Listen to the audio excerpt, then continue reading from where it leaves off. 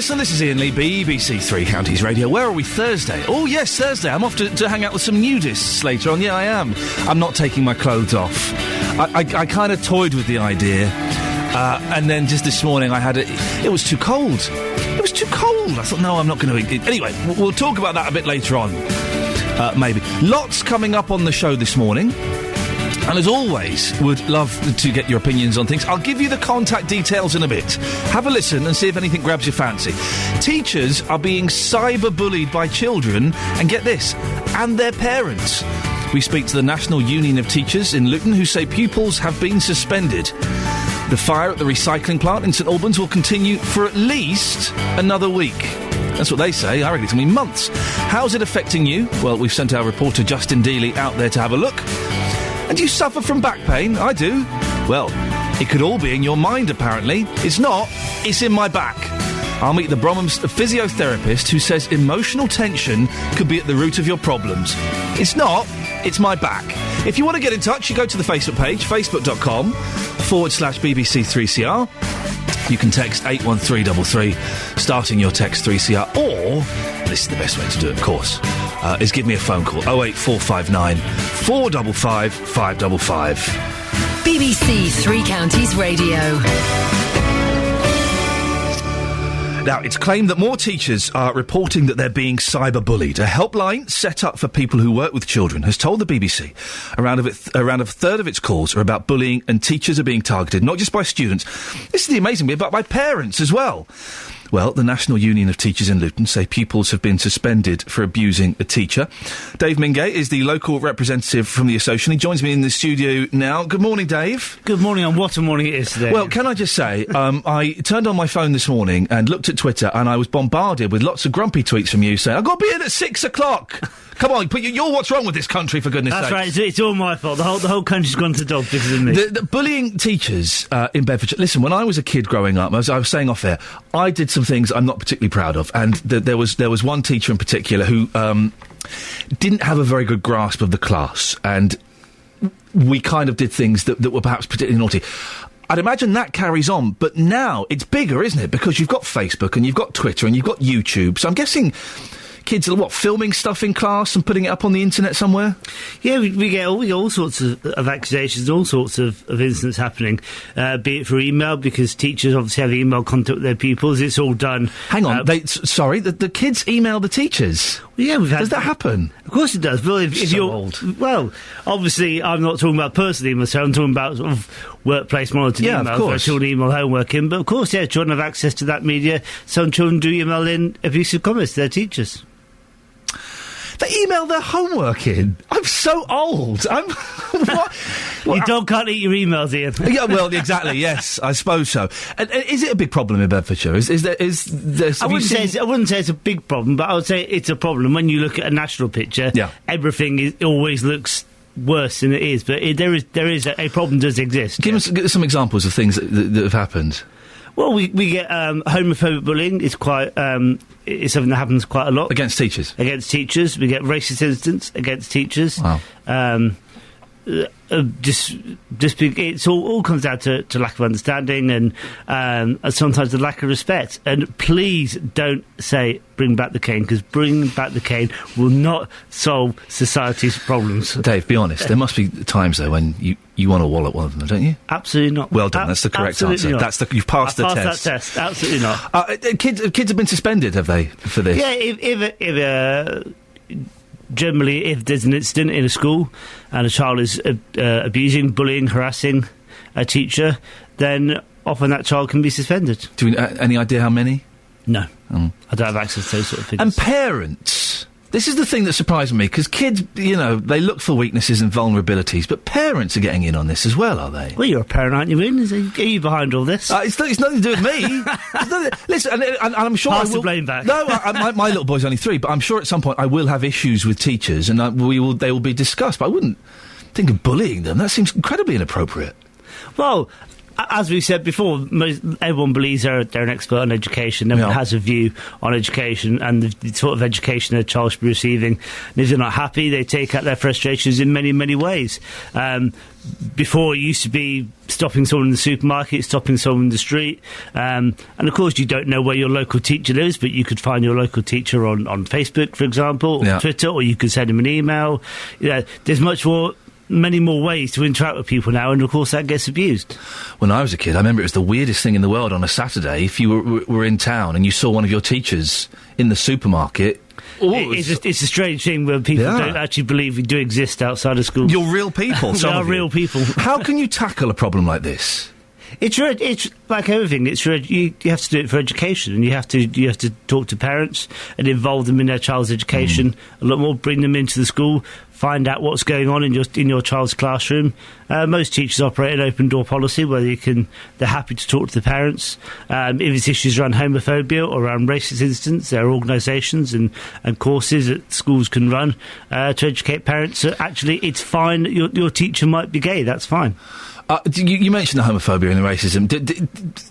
How do you drag the kids into these classes and that educate that actually it's okay to be different? How can you tackle something as deep-rooted as that? You certainly don't drag a child into a class, but as part of a wider, broader curriculum, I've come on the show before, or other shows on the radio talking about Show Racism the Red Card. There are organisations that make it more interesting. So Show Racism the Red Card, do it through football. They'll get big football stars in, and they'll talk about why racism isn't a problem. Just because someone's got a different colour skin, that's all right. Yeah, just because someone doesn't believe in God, they believe in Allah, or they believe in any deity at all. That's fine. It doesn't make them a bad teacher, doesn't make them a bad person. They just have different beliefs. They just look a little bit different. And that's fine. We're all human beings. And there are ways, an organisation that do it in a much more creative way than dragging someone in and saying, stop bullying these people. OK, listen, just going off on a slight tangent, we're talking later on about a story about a 13-year-old boy from, I don't know if you've heard this, from Dunstable, who I don't know how a 13-year-old boy is growing a moustache, but he is, for Movember. But the school have forbidden him for growing this moustache for charity. How strict should a school be about kids' appearances? If a kid's growing a moustache, I think I'm like you, quite amazed a 13-year-old can grow a moustache. I did Movember last year, and my efforts were quite pitiful at the end of the month to, my wife laughing. But of course, schools have to enforce discipline, schools have to enforce a dress code, but there's always got room for flexibility. And if a 13-year-old boy or a 15, 16-year-old boy, however old they may be, they want to raise a little bit of money for charity, by growing a moustache, I think they should let him. So a little bit of flexibility. A little bit of flexibility, a little bit of give and take. Dave, it's always lovely to see you. I shall enjoy reading your tweets about what I've been wearing later on in the day. Thank you very much. It's Dave Mingay. He's the local representative from the National Union of Teachers. 08459 455 555. Lots coming up in the show. We'll speak to you after this, Stevie Wonder. What do you think about a kid, 13 years old? We'll speak to them later on. Growing a moustache for Movember. The school said, I don't think so. Shave that off, sunshine. There's nothing wrong with that, is there? Is it really so offensive for a young man to be growing a moustache to raise money for charity? Surely that's an excellent example to be setting, isn't it? I've just looked at a picture of Daniel Craig. Don't ask me why. He's a very handsome man. I like to look at handsome men while I'm playing the records. He looks a lot like Jeremy Kyle. He does. He really looks like Jeremy Kyle. How have I never noticed this before? They're virtually the same man. 08459 455 555. Not necessarily to call in and go, oh, actually, yes, they do look alike. You can if you want. As always on this show, you can call in about any of the stuff that we're talking about, or you can call in about stuff that you think we should be talking about. We will be talking about back pain later on. I do suffer from back pain. I know some of you do too as well. And it's horrible, isn't it? Mine's kind of all right at the moment. Lower back pain. Oh, lower back pain. It's all right at the moment. It's not so bad. I'm more worried about my gout. But that's by the by. But we've got an expert coming on who thinks a lot of it... Don't laugh at my gout. I may have gout. It's very painful. Painful thumb and a painful toe. That's gout, isn't it? Yes, I think so. I Googled it. But we've got an expert coming on who seems to think that a lot of back pain is in the mind. It's all in the mind. I would say it's more in the back. Let's see what he says. 08459 455 555. And how strict should schools be about kids' appearance? What were your the regulations at school? Maybe you've got kids or grandkids that go to school now. Is the uniform policy a bit too strict, do you think? I do feel for this 13-year-old lad that was growing moustache from November, and the school went, I think you're going to have to stop that. You're going to have to shave that off. I remember my friend Michael Hall at school had a mullet, like proper mullet, proper full-on, and they said, you've got to cut that. You cannot come to school like that. Rightfully so, because it was a mullet. And so what he did was he went and just got the top bit cut even shorter and left the back bit, so it suddenly became a super mullet. Let's just say Mrs. Payne, the headmistress, was not happy about that resolution. She did not think that was a good compromise. He had to get it all chopped off. Now, moving on, having a stroke, as we all know, can of course be life-threatening. But as medicine has improved, many people recover to quite some extent. Now stroke survivors in Bedford are being offered a free 10-week programme of one-to-one gym sessions to help them get better. BBC Three Counties reporter Toby Friedner has been finding out more. So we're going to go slowly down. Okay, get as close to the bench as you can, and then stand up for me. My name's Nathan. I'm a fitness trainer at Images at Robinson Pool. I'm a qualified ARNI instructor, and I work with stroke patients that have come to us to help rehabilitate. What's an ARNI instructor? ARNI is Action for Rehabilitation from Neurological Injury, and it's a course set out by a man called Tom Bolchin, who actually suffered a stroke himself and basically wanted to help people to rehabilitate from stroke. How does it differ from some of the other personal training stuff you might do? A lot of the other personal training stuff you could do would be to do with maybe people getting stronger or faster, where this is more to do with people getting back into everyday kind of life. So training to get more function in the hand, maybe the hand might be a little bit tight or weak, so it's really about trying to get people back to doing everyday life things that they would have done before. Right, now who have we got here? What's your name, madam? Ellie Maud. Hello Ellie, nice to see you. When did you have your stroke? Nearly 8 years ago. How's your recovery going? Well, it's better now. What do you get out of this then? Why is it better now? Well, I get to lose weight and tone up, and, well... Do you want to show me some of the exercises that you do? What sort of things do you do? So sometimes like the brain will be trying to tell the hand to open, but obviously the function's not happening, so what we try and do is just try and ease the hand open. We can do stuff like PNF stretching, which is where I'll hold Ellie's hand open and she tries to close it, which gives kind of the nerves down the arm will kind of start connecting, and hopefully we start to get more strength and function through the hand. Go on, straight up, that's it. Right, now this is Vince. Vince, you're another trainer here at Images at Robinson Pool. Tell me about the machine that we're looking at in front of us. This is called a power plate, and what it does is it enhances the force of what we call ground reaction force. So what Stuart's feet feel are now enhanced by the power plate. The power plate itself moves up and down 50 times a second. So increasing that gives him more nervous stimulation, which then helps connect the brain with the muscles that he's working on. And then we'll start there. Okay. So that's it now on. This is it vibrating through the legs. Yep. As the muscles are now stretching, they're actually feeling that contraction 50 times more than they would on the floor. How does that feel to you, Stuart? Yeah, it's a strange sensation, but it works because I've done it before, so... It works. It works, yeah. Later on, we'll hear from a stroke survivor who's been helped by these gym sessions. Oh, come on, how good is that first thing in the morning? That'll wake you up. I know the weather's miserable. Foggy, or is it misty? What's the difference between fog and mist? Is there a difference? I've got no idea. There's got to be some sort of difference, hasn't there? Otherwise there would just be one word. What's it? Can someone give me a call? Forget everything else. This is the important thing today. What's the difference between fog and mist? 08459 455 555. There has to be some... I spent the majority of this morning driving along wondering what it was. I know that's how sad my life actually is. Spent 40 minutes in the car thinking fog or mist. Which is which? And that's your latest news and sport. I will try harder at 7. Please do. Text 81333. Start your message with 3CR. Text charged at the standard network rate. This is BBC Three Counties Radio. Coming up on the show in the next half an hour or so, the large fire at Apspond Lane in St Albans continues. Firefighters say they're close to exhausting nearby open water supplies and instead will have to rely on the water mains. Our reporter Justin Dealey is there and we'll speak to him shortly. And back pain could all be in your mind, according to a physiotherapist from Bromham. I was reading about this yesterday and this morning, and there's kind of a growing school of thought that says this is the case.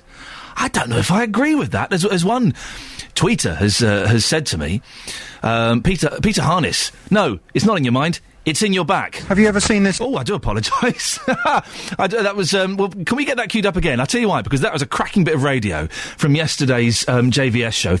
If you weren't listening to JVS yesterday, shame on you. There were some amazing bits of radio, and there was one bit in particular that was just... Oh, it was very, very uncomfortable. It's all to do with Nadine Dorries. She's in I'm a Celebrity. I think we know that. And I don't know if you saw it last night. Comic Brian Conley... Oh, he's a comic. Has admitted he's less than entertained by mid-beds MP Nadine Dorries' antics in the jungles.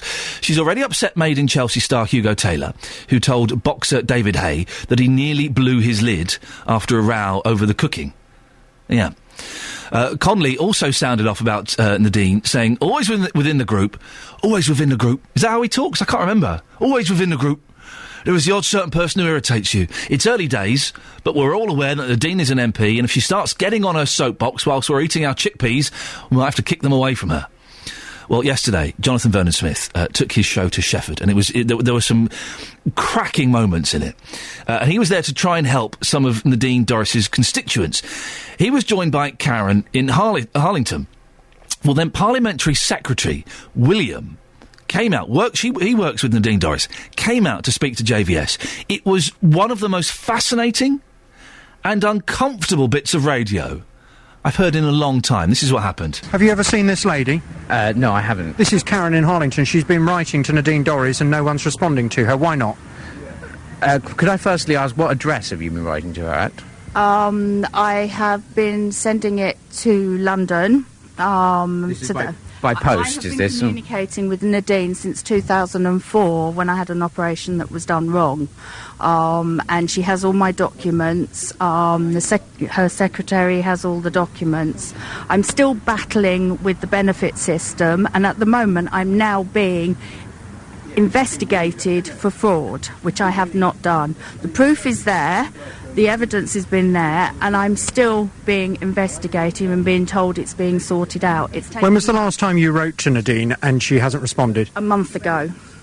Why would that be? I was told earlier that you are her parliamentary assistant. You're dealing with all of her constituents' problems at the moment. Why is that Karen would not have been responded to? I do not know. I do not recall seeing this letter. I mean, all I can say is that we will look into this. I haven't seen the letter. If we don't see the letter, we can't respond to it. What do you think of the fact that she's left you to, in effect, do her job while she's in the jungle, eating bits of animals and being buried alive? I would certainly not say that she has left me doing her job. She has left me doing my job, which is exactly the same as I always do. So who's doing her job, then? I am doing my job, which is looking after the constituents. And who's doing her job? I'm not going to answer that. Nobody's doing her job because she's in the jungle. Nobody is the MP for Mid-Bedfordshire. Nadine Dorries is the MP for Mid-Bedfordshire. No, she's not. She's in the jungle mucking around and raising her profile and getting paid £40,000. So who is doing her job? Yeah, that went out on the radio. How uncomfortable was that? That was doing the rounds all over the internet yesterday. That got picked up and ran with.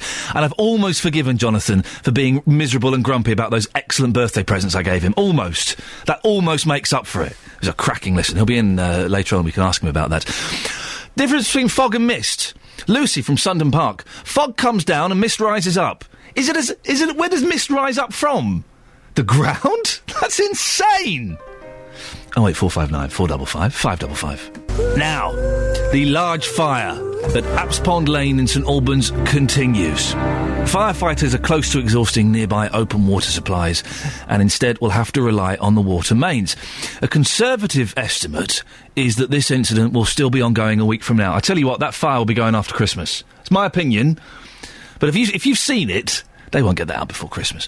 Well, BBC Three Counties reporter and our fire correspondent Justin Dealey is there now. Justin, what's the latest? Well, Ian, it's exactly the same as when we arrived on Monday morning. People driving up and down the M1, maybe seeing this for the first time. It's Apspon Lane in St Albans. Can I tell you an interesting thing I noticed driving home yesterday? This is why the traffic, I think, is moving southbound.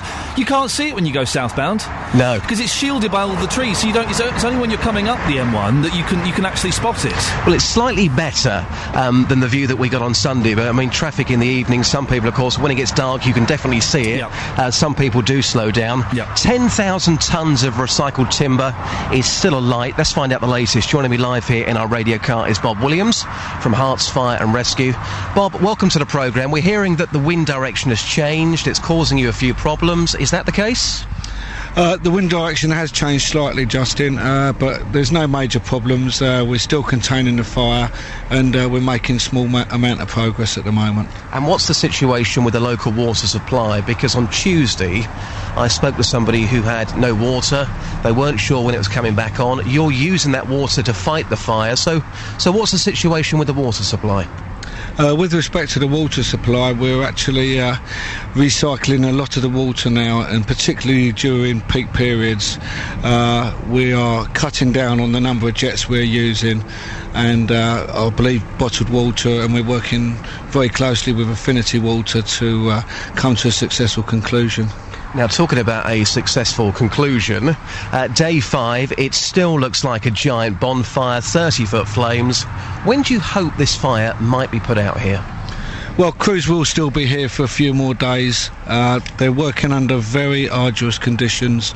They're working very hard, and we are rotating the crews at 5-hourly shifts at the moment. But some people may say, why can't you just put this fire out? Put this in layman's terms. Why is it taking so long? Well, we do have poor water supplies, which is one of the main problems. But what we're doing is we're actually containing it, we're letting it burn out, and we're stopping it spreading. It is an incredible sight because you've got this recycling plant, you've got the fire in the middle, all around the fire there's still these mounds of wood. That's your job to protect that, because if the whole lot goes up, you could be here for probably a year. Well, I can't comment on how long we'll actually be here, but crews will be on site for some time yet, but we're happy with the progress that we're making. And with the wind potentially changing throughout the day, could the motorway be closed? You probably can't answer that question, but I'll put it to you anyway. As you said, I can't particularly answer that question. We're just doing our best. We're working very hard with the Environmental Agency, and particularly with the Highways Agency as well, and communication is the key, and we're working as a good bit of partnership working at the moment. So I suppose one bit of good news is as we look along this road here, it was closed the other day, one of the main roads from Hemel to St Albans, the A4147, that's back reopened. That's a good thing, isn't it? That's a great thing, yes. You know, like I say, it's people's safety. If the Highways Agency deem it dangerous to drive during smoky conditions, I mean, it's foggy out there at the moment, but people are travelling quite well at the moment, so... And just lastly, quite briefly on this, a word on your colleagues, because since the early hours of Sunday morning, they have been working incredibly hard, haven't they? Yeah, Hertfordshire Fire and Rescue Service are working immensely hard on the front line. The guys are working in extremely hot conditions, and every 5 hours we're rotating crews. At the moment we've scaled it down a little bit. We've got 3 crews there at the moment from Borehamwood, Potters Bar and Hemel Hempstead. Really appreciate your time. Thank you very much indeed. That's Bob Williams joining us live here in our radio car from Hearts Fire and Rescue. Again, Ian, as I look to my left-hand side, those flames still raging. They have been since the early hours of Sunday, and still we don't know an exact date as to when this fire is going to be put out, but I can tell you that all of the officers here, they are working incredibly hard. They're doing a cracking job, as are you, Justin. Thank you very much. Morning, this is Iain Lee on BBC Three Counties Radio. Now, if you're anything like me, you might suffer from back pain. I get it a fair bit. I'm all right today, actually. It comes and goes. Apparently, is this right? 80% of us get back pain? And yet it's not just physical problems that can cause backache, but emotional tension. That's according to a physiotherapist from Bromham. He's here to join me now. Nick Sinfield. Good morning, Nick. Good morning. Now, what is this? Back pain is all in the mind? That's not exactly what I'm saying. Obviously, back pain affects all of us very differently. For lots of us, it's very physical. So we pull muscles, we sprain ligaments. It affects us in different ways. But there are people who back pain doesn't resolve, and then from that, their behaviour will change, and then they will stiffen up, and then from that, they become more anxious and stressful about their pain. So then they get stuck in a vicious circle of not exercising, and then affecting their behaviour, which then obviously means that their pain then becomes chronic. So you're not saying the sensationalist all back pain comes from the mind. You're saying that the mind can help sustain these problems. Exactly, yeah. That's what I'm saying, yeah. So listen, you know how hard it is to control the mind. Don't think of an elephant. You're thinking of an elephant. How do we stop the emotional tension continuing? What can we do? From that, right, well, we need to change our behaviour. We need to think differently about about our back pain. We need to start thinking that we need to get active. Our back is made to move. It's made to bend and to twist. We're supposed to use our muscles, and so then if we don't use them, they're going to stiffen up and tighten up and tense up. But if you're back, I get lower back pain. Lower right, if you're interested. I don't know if you can do anything about it. And when I get it, all I want to do, I just want to lie on the floor. That's it. I don't want to move. I can't pick the kids up. I can't go out for a walk. I just want to lie on the floor. Is that bad? If you've just injured your back, it's just sort of locked up, then you will need to take some painkillers, see your GP, and then have a little period of rest. Yeah. But then after that, you need to get moving. Right. So then you've got to get moving, and then you're exercising and short walks, stretch your back. From that, so that's the best way to manage your back if it's painful. Okay, and what tricks can we do in our mind to get us out of that? Because if it is painful, you don't want to do anything that hurts, do you? Obviously, no, you don't want to do it if it hurts. No. But it is really important to get moving with it. But you have to sort of maybe think differently about your back. It's not a sort of a very fragile structure. It's surrounded by these really strong muscles, and so you've got to get them moving. You've got to get your back moving, and by moving, you're then going to promote blood flow and oxygen, which is going to help the healing process.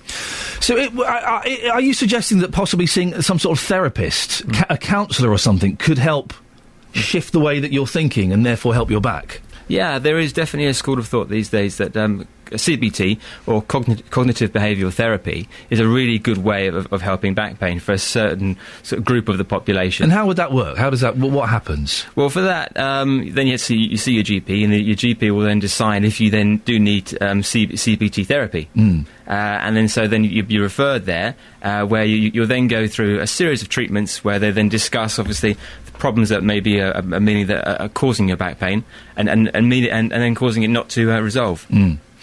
I've never been to a doctor with my back pain. I go and see Brian. Brian's excellent. Brian's my osteopath. Okay. And he clicks me. You're not a fan of osteopaths, so you're that face. No. Are you? Yes. Because some people, my father-in-law's a doctor. He's a proper doctor, like a cardiologist. He's like, and every time I say I'm going to see an osteopath, he laughs at me. He says, "Why do you want to go and see that rubbish for?" But osteopaths work, don't they? Brian works. Yeah. I work with an osteopath. Right. And the way they treat it is different to physiotherapists. They manipulate the back more and deal more with the joints and sort of. But it's very useful if your joints lock up and it's very acute pain. Then it's very useful then. Don't doctors, from what I've heard from friends who suffer from back pain, the doctors, they just tend to give you some painkillers, write a prescription. Thanks very much for coming. That's it, isn't it? Really, you're going to get from a GP. At the moment, obviously, they're probably their first port of call is anti-inflammatories and take painkillers. But what I'm hoping for in the future is that people then start to self-manage their back better. They then to sort of take more responsibility for their back pain and sort of say, right, I'm going to start a little program. I'm going to start getting more active and start stretching my back and using the muscles in a better way. Every morning when I get up, I sit on the edge of my bed and I give myself a little twist and I can make my back click. Is that a good thing? It might just mean that your back's quite stiff, and then after that, it's probably just a little bit of stiffness in the joint that then releases. I'm 39. Should I be clicking my back at 39 every day? It really won't do any harm to your back. Okay. But if you find that it helps and it releases it and loosens the back, then that's fine. Okay. Listen, what's the most common back injury that you have coming into? Is it tall people like me that can't bend properly?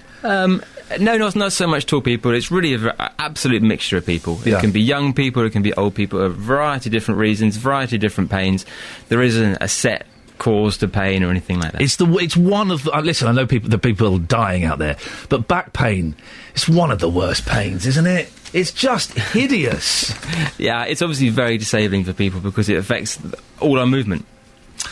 Nick, thank you very much for coming in. Nick Sinfield, 08459 455 555 if you want to have your say on that. More of your calls after this, Plan B. Well, I got a free book out of that. I'm going to be reading that tonight.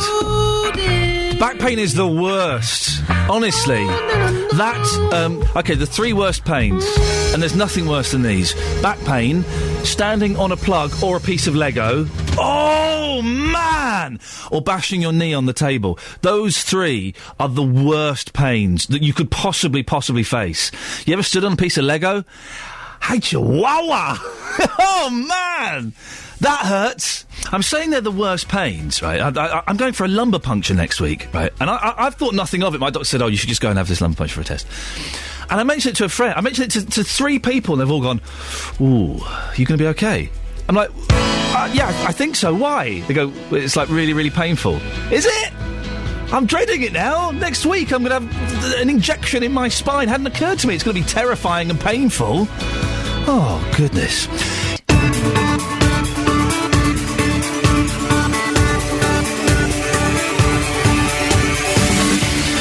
This is Iain Lee, BBC Three Counties Radio. It's Thursday, the 15th of November, 3 minutes past 7. Lots coming up on the show this morning, including, as you just heard in the news there with Catherine, teachers are being cyber-bullied by kids and their parents. We find out why it's becoming an increasing problem. The big fire at the recycling plant in Hemel Hempstead continues to burn. Herts County Council, guess what? They are finally going to come on the show to explain what they can do about the company which runs it. And a 13-year-old from Dunstable has been told he can't grow a moustache for November. How strict should schools be about children's appearance? I do like a school uniform. I didn't like it at the time. I like it now. But should they really be strict about facial hair and things like that? 08459 455 555. You can go to facebook.com/BBC3CR, or we post loads of pictures and videos and bits and pieces up there. Or you can text us 81333, starting your text 3CR. BBC Three Counties Radio. It's been claimed more teachers are reporting they are being cyber-bullied. A helpline set up for people who work with children has told the BBC around a third of its calls are about bullying, and teachers are being targeted not just by students, but by parents as well. The National Union of Teachers in Luton say pupils have been suspended for abusing a teacher. Anne Main, MP for St Albans, used to be a teacher in a former life. She joins me now. Good morning, Anne. Good morning. When you were a teacher, and I don't mean this in a rude way, cyberbullying didn't exist. What effect did kids' behaviour have on teachers? Because kids can be little so-and-sos, can't they? They can be, particularly if they come to school without an attitude of respect towards the teacher. And, of course, that does often come from how much input's been from the family on that and how much support you get from the family when you're dealing with an issue of a child who hasn't performed in school as well as a school would like. And it's surprising how some parents aren't supportive of the measures schools take on this. So, yes, they can be difficult, but I think now the anonymity of cyberbullying makes life even worse for teachers today. It does seem odd, doesn't it, as well, that the thing that surprised me about this is that parents are getting involved in the bullying. I'm amazed that they're actually doing it, but I'm not amazed that the parents aren't taking it seriously, because when I used to have parents' evenings and have some difficult discussions, some of the parents felt it was kind of out of order that the school was being so hard on little Johnny or Jane, and so what kind of things were the parents objecting about? Well, I don't know about the cyberbullying. I've been told that. But when you were doing the parents' evenings and the parents would come in, what kind of things were you saying that the parents would take offence at? Well, that not enough effort was being put in by the pupil, or that they were rude or inattentive in class, or that their dress wasn't as would have been expected. And it's surprising how often the parents wouldn't be supportive. I mean, more than often parents are supportive, but it wasn't. It was amazing that you could actually have a parent sit in front of you and undermine your role as trying to improve their child's efforts in life. As a kid, I remember the fear of the parents' evening when your parents would say, right, we're going to go off to your school, we'll be back in a couple of hours, and you just be at home going, oh no, please don't let them speak to Mr. Garner, please, and they would come back, and they there was a real fear, they'd say, right, well, you did this and this really well, but your behaviour in physics was awful. And that kind of, that fear was a big part of being at school, I think. Well, it was, and I had a few parents that turned up. Well, I hadn't got appointments because they hadn't been told by little Johnny. Oh, right. That still happens. What notes, Dad? Sorry, I forgot. Yeah, but the face-to-face bit is the important part. Yeah. The fact that you were scared, and I was scared as well, when I was going to parents' evenings as a pupil with my parent, because you knew that your mum or dad or both sat opposite that parent and the truth was told. Yep. The difficulty about cyberbullying is the anonymity of it. And that is where the power has been shifted, if that's the right way of putting it, is that there are people, and it's not just teaching. I was saying to your reporter yesterday, MPs have it, and I had it been done to me by, funny enough, some students. And it is horrible that people's place of work suddenly becomes the place that they're being bullied in. And bullying isn't acceptable, whether it's of young people, it's of any worker or any teacher. And cyberbullying, I think, is absolutely deplorable. It is the anonymity. I've got a fella that emails me every few months saying he's going to shoot me. Now, I know, it sounds more dramatic than it is. I'm sure he doesn't mean it at all. But every few months I get an email saying I'm going to shoot you. Okay, right. Just give us your name and your phone number and let's discuss this properly. Now, exactly. We had Dave Mingay on earlier on. He represents the NUT in Luton. He said that racist and homophobic bullying against teachers are quite problematic. How can you begin to address those problems, Anne? Well, I think that it's very, very difficult, and I think education has got to be behind it. People have got to realise that what they're doing isn't merely a bit of a joke, a bit of a laugh, a bit of a shared experience with their mates when they're doing it. It actually can undermine people and make them hardly want to crawl out of bed in the morning. And I was a member of the NUT, funny enough, when I was a teacher, and teachers often are members of unions because unions in this role do give a good support if they are finding instances of accusations or inappropriate behaviour by pupils. And I think the best thing would be is to get, if you find out who's doing this, is to get them to meet their victim so that they are aware of what it's like to, in effect, go in and see a rude message emblazoned over the staff notice board, because it is the anonymity of these cowards that do it and the publicity that they generate for what they want to say without ever being accountable for it. And going off on a slight tangent, as we've got you here, the fire at the recycling centre near St Albans causing problems. We've been talking about it all week. What are your thoughts on how it's being handled? Well, there has been a similar fire, I understand, many years ago, or 5 or 6 years ago. About 6 years ago, I think. Yeah, that went on in the same way.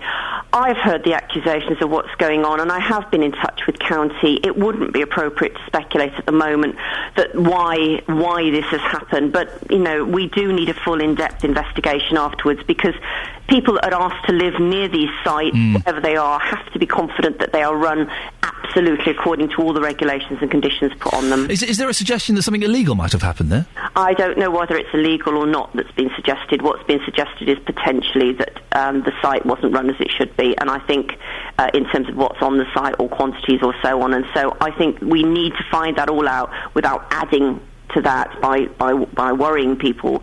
As far as I know, in between times, it's operated without incidents. Incidents do happen on sites, and so therefore it may well be a perfectly innocent explanation, and it might have just been one of those unfortunate things, but we will wait for the county to let us know what's going on, because I have asked, and we understand things are being looked into, but at the moment getting the site under control and the area properly back as it should be is what is the main important thing at the moment. Of course it is. And thank you very much for your time, Anne Main, MP. Well, the head of the National Centre for Cyber Stalking is based at the University of Bedfordshire. He's called Professor Carsten Maple. He joins me now. Good morning, Professor. Good morning. Why do you think people choose this kind of cowardice bullying? Well, I think, as the MP just said, one of the things is the anonymity is often one of the reasons they feel that they can get away with it. But I have to say, some of the stories I've read around cyberbullying, and especially around social networking sites, it's not anonymous then, but it is an issue about they feel that they're beyond the jurisdiction of the teachers. Because it's on the internet and it's out of school? Exactly. So teachers can monitor a playground,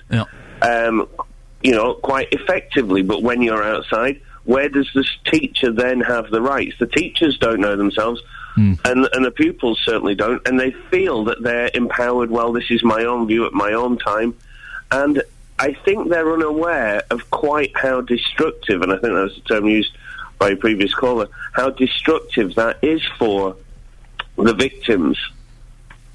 This type of abuse doesn't just affect their professional life, it's becoming personal now, isn't it, as well? Yeah, I think this is some of the interesting research that we found that, 50% of people that were being stalked or bullied online and offline had symptoms of post-traumatic stress disorder. It's a very high impact kind of abuse. And the reason is that now our social and professional lives are so intertwined. You know, if you were bullied as a teacher, if you were bullied at school, and I've got to say, I think a little bit went on when I was at school. Oh, hey, listen, I did it. I'm ashamed of what I did, but I did it. Yeah.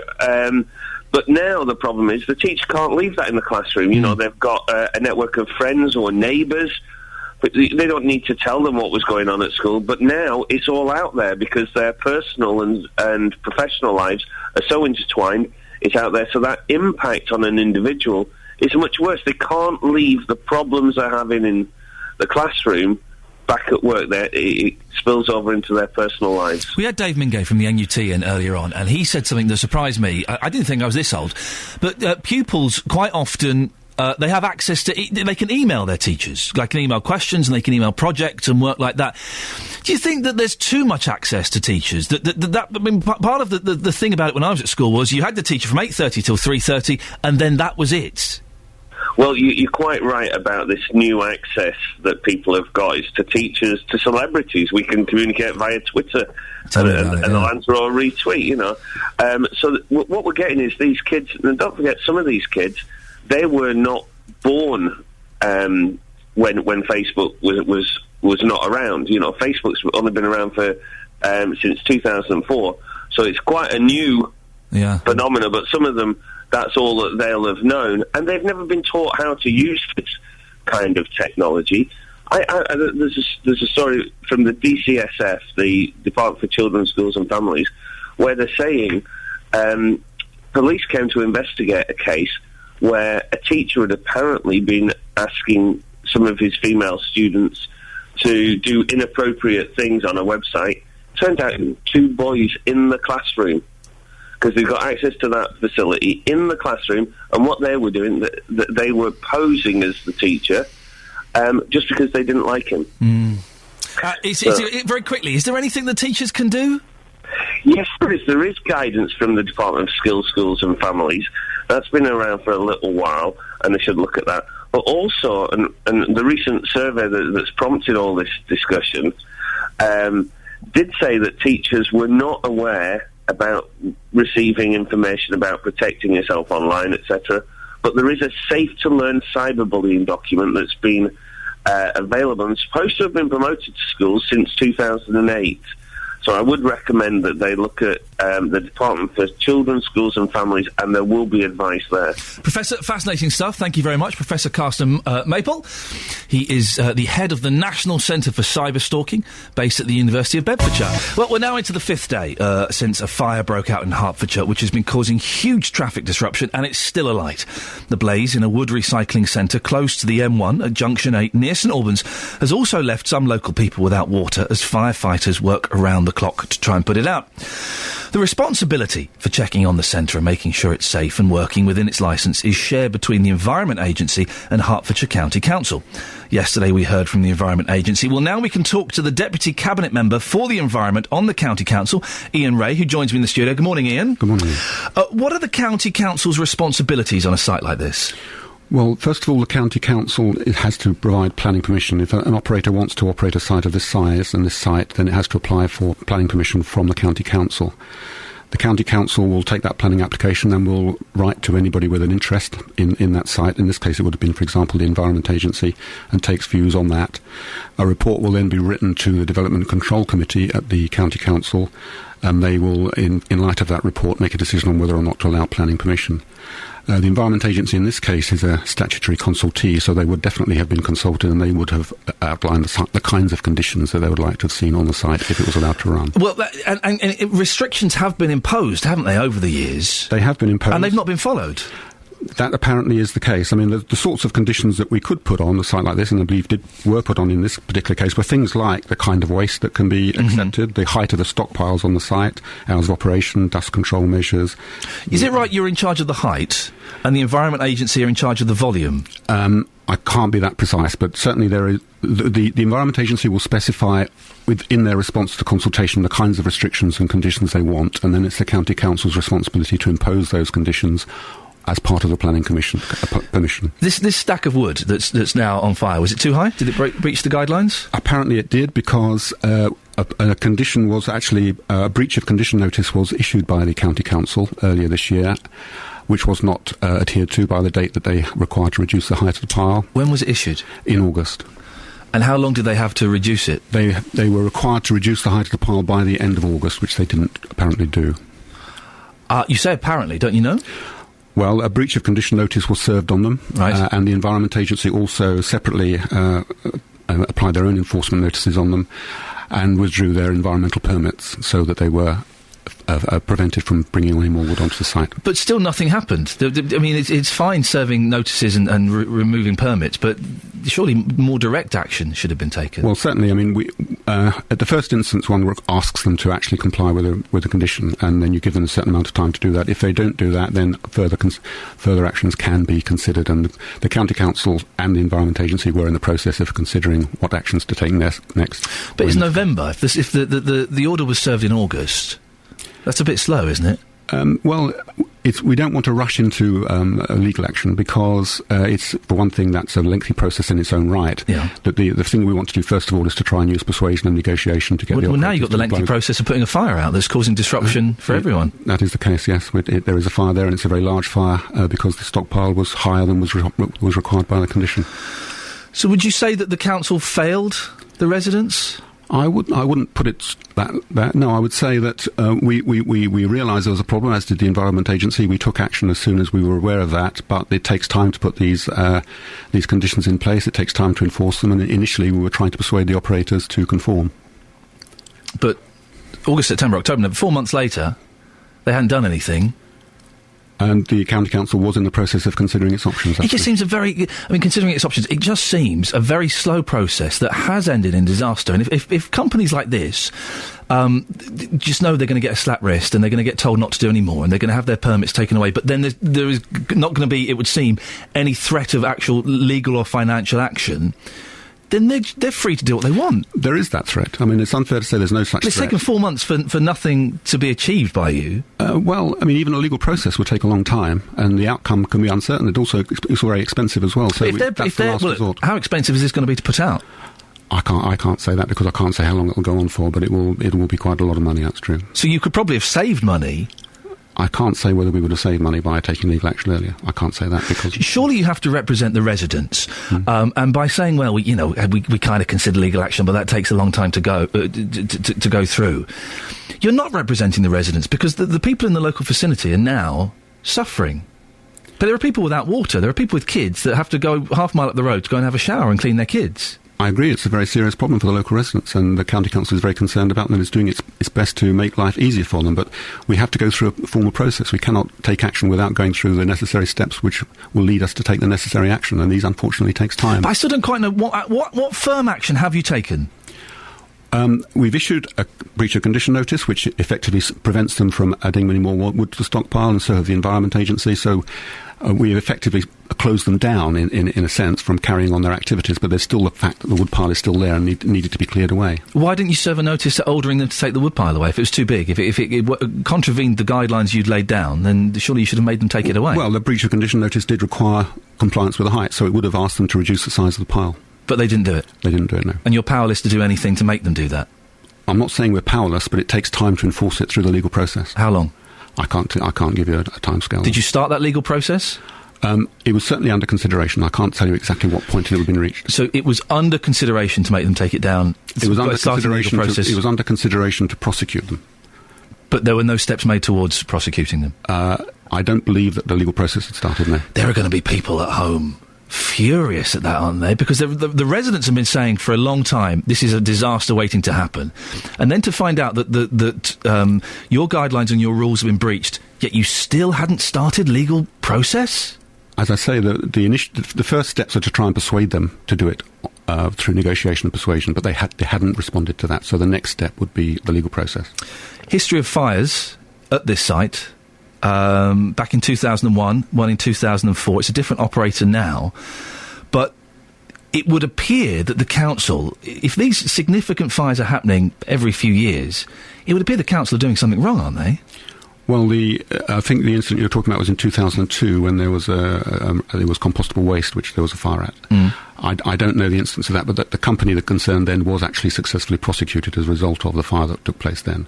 And it's now a different operator, and of course there were planning conditions to prevent that happening, and those conditions haven't been complied with.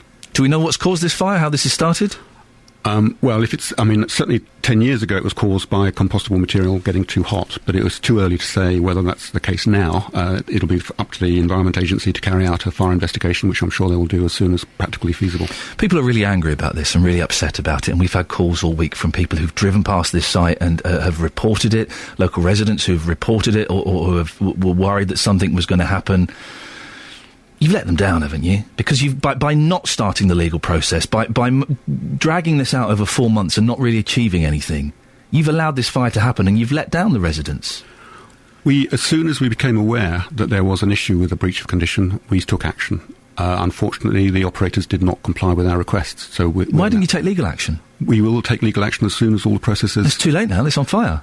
It's on fire now, that's true, and there will be a prosecution, I'm sure, as a result, but we need to go through the processes first. But if you'd have started this legal action earlier, there's a chance this fire might not have happened.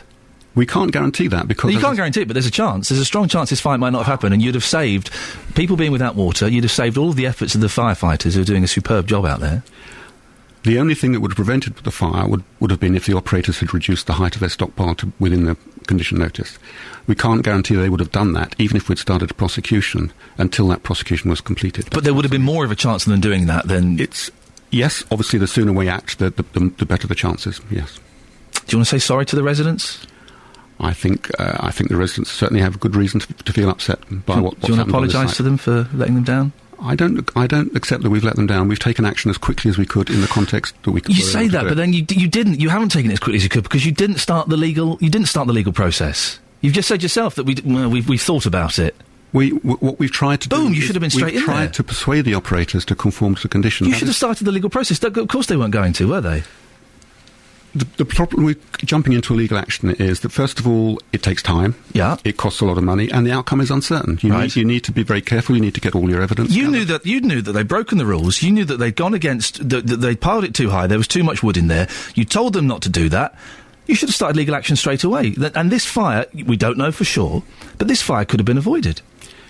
It could have been avoided if they had conformed with the conditions of the planning permission. That is correct. So you don't want to apologise to the residents? I'm sure that the residents are very unhappy, and I'm sure that they're very badly inconvenienced. But we've acted as quickly as we could within the processes that are available to us. So, just as spokesman for the council in the studio today, Iain Ray, you're saying you do not want to apologise to the residents? I'm not. What I'm saying is that I'm very concerned about the plight that the residents are in, but I don't think we could have taken any action any quicker. Apart from legal action? We couldn't have taken that quicker because the first step is to persuade the operators. But they didn't. But you're going around in circles because they didn't. That would be a quicker process, to be honest, if they had conformed with our... But they didn't. As soon as they didn't conform, you gave them the notice in August. I think it's a month's notice or something like that. As soon as they didn't respond to the month's notice, why didn't you take the legal action? Because it takes time to put a legal case together. And it's not something you can do immediately. Had someone started putting that legal case together? I don't know what precise processes were going on in the county council. Someone had not started putting that legal case together. It's very likely they had started. They would certainly started to put the initial thoughts together. When? In September? Immediately after that month passed? I would imagine so, yes. But you don't know for sure? I'm not in the legal department there, so I can't. Could you find out for us and let us know? I could certainly, we could certainly make sure that you're informed about that, yes. That would be great if you could. Thank you very much. And you just find that you don't want to say sorry to anyone? I'm very concerned about the plight of the residents. OK, thank you very much. Iain Ray, who is the Deputy Cabinet Member for the Environment on the County Council. 08459 455 555 is the phone number. On FM, AM and online. BBC Three Counties Radio.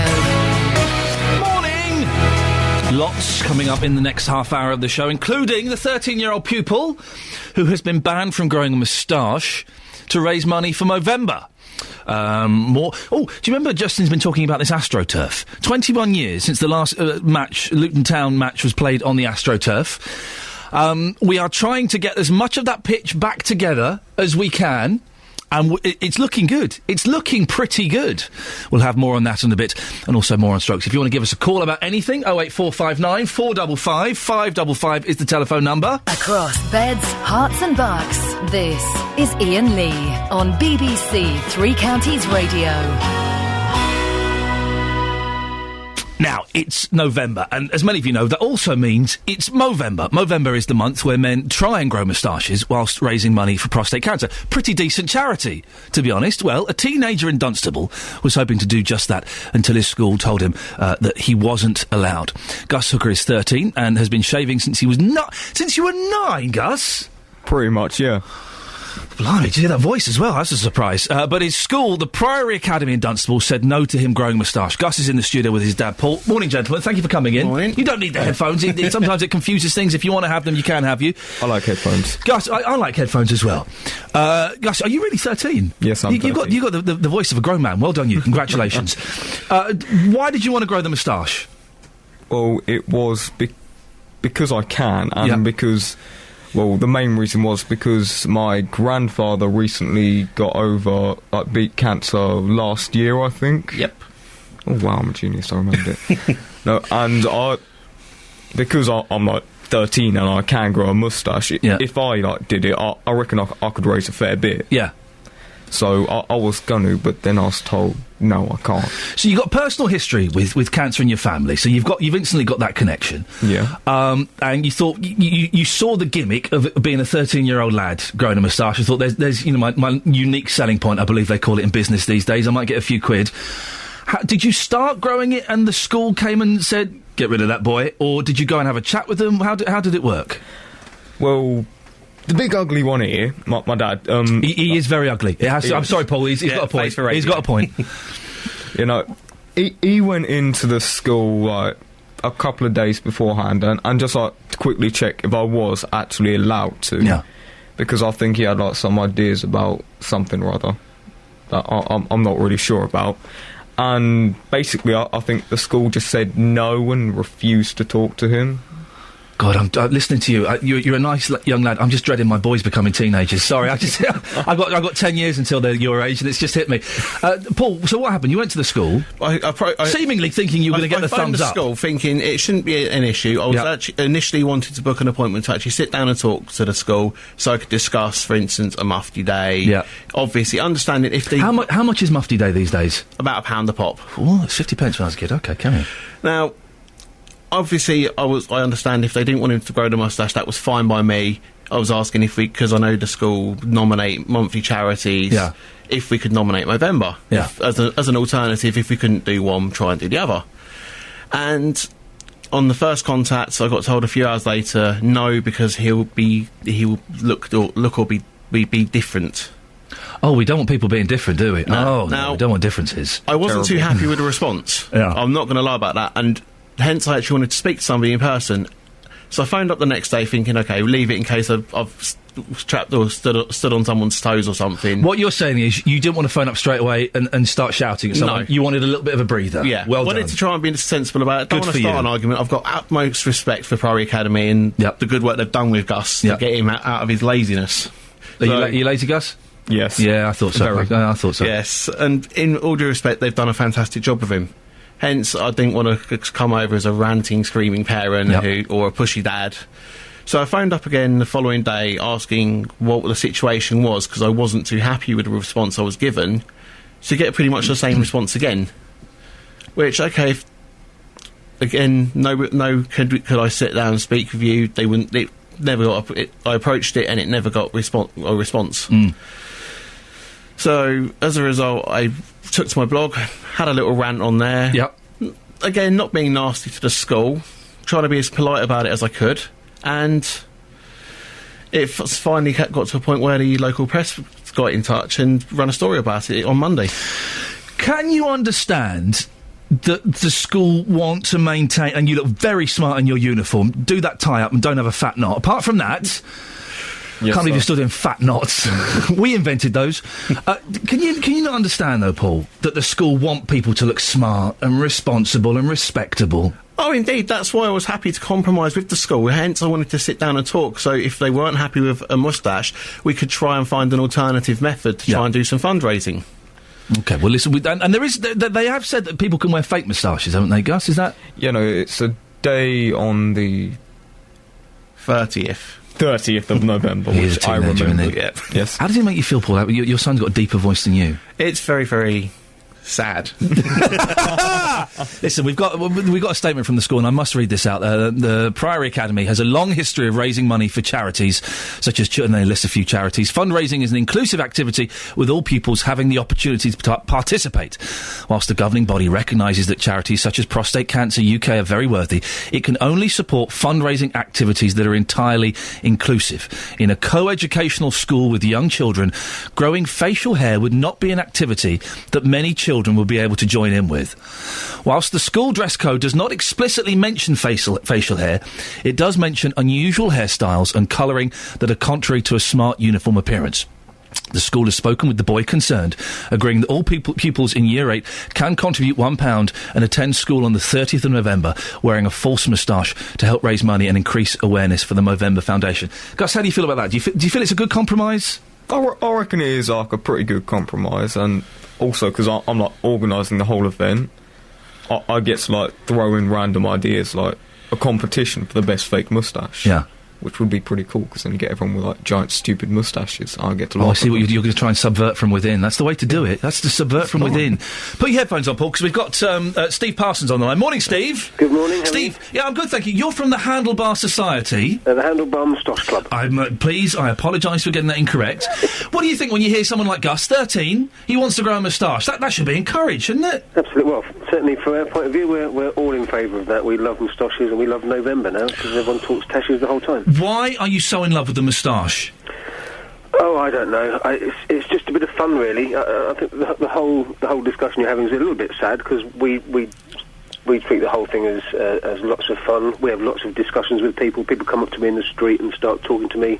I live in London, actually, and you know what they say about Londoners don't talk to anybody on the tube. Well, everyone talks to me because I've got a moustache, and it's fun. The moustache is dying out, isn't it, Steve? Why? I think it's quite nice. I've always tempted to grow one, and then I bottle it at the last minute. Do you know what? I think it was dying out, but it's having a bit of a renaissance at the moment. So right. Our club, we've been going since 1947, and almost died out sort of in the late 70s, 80s. Yep.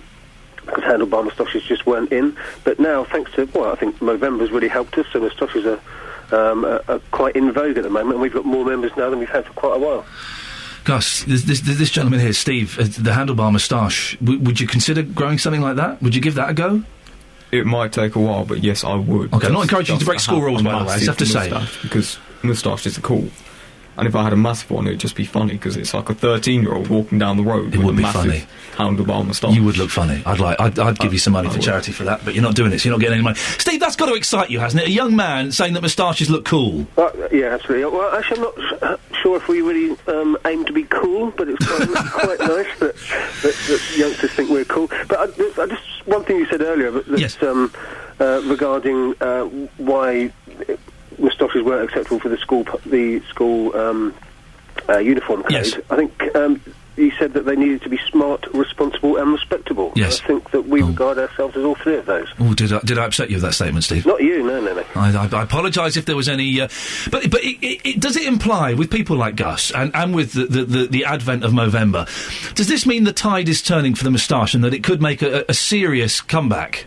Oh, I hope so. Yeah, Movember's been fantastic. You know, there's millions of people around the world growing moustaches, raising tons of money. We've got lots of new members.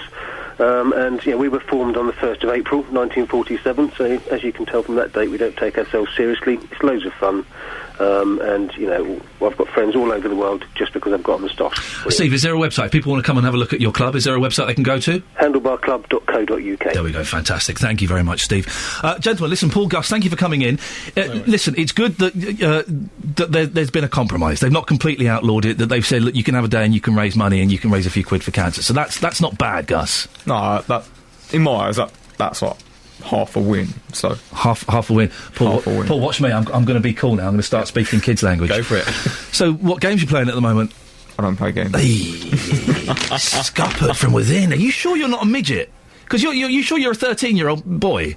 You don't play games. You can grow a moustache. You've got a voice deeper than me. Quick, unzip the outfit. I wonder where he was going with that then. Steady on. Listen, Gus, very nice to meet you. Thank you so much for coming in, and I hope you raise a lot of money for the charity. Paul, thank you very much. Well done. Thank you. 08459 455 555. How strict should schools be about the appearance of their pupils? What do you think? Do you think that this school is being a little bit miserable, a little bit tight, or do you agree? Go, no, hang on. There are uniforms. People should stick to these things. This is exactly what should go on. 08459 455 555. Across beds, hearts and bucks, this is Iain Lee on BBC Three Counties Radio.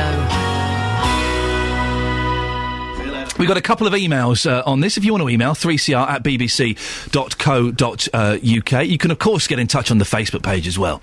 An email says, a friend of mine, talking about school uniforms, her daughter wore a skirt and black tights, no problem, until one day she wore a pair of ribbed tights. I don't know what that means. Oh, it says here, these had thin lines down the leg. She was sent home to change them. Surely a pair of tights did not affect her learning, but being sent home, she lost over an hour of lessons. A little bit tight and a little bit over the top, I think. If you go to the Facebook page, Gus, you're on the Facebook page, you're a celebrity, facebook.com/BBC 3CR. If you go and have a look there's a picture of Gus and you can see what he looks like. 08459 455 555 if you want to give us a phone call about that, or about any of the things that we're talking about this morning. That's kind of the way it works here, is we throw out bits and pieces that we're always happy to get your opinion on. But if there are bits and pieces that you think we should be talking about, that we're not talking about, you can get in touch as well. And just say, hey, this happened down my road the other day. I think you should be covering this. And if it's any good, we will. You can text as well, and Keith in Nebworth has done just that. Councils are useless. This is about the councillor we had in talking about the fire. Councils are useless when it comes to anything like hard work.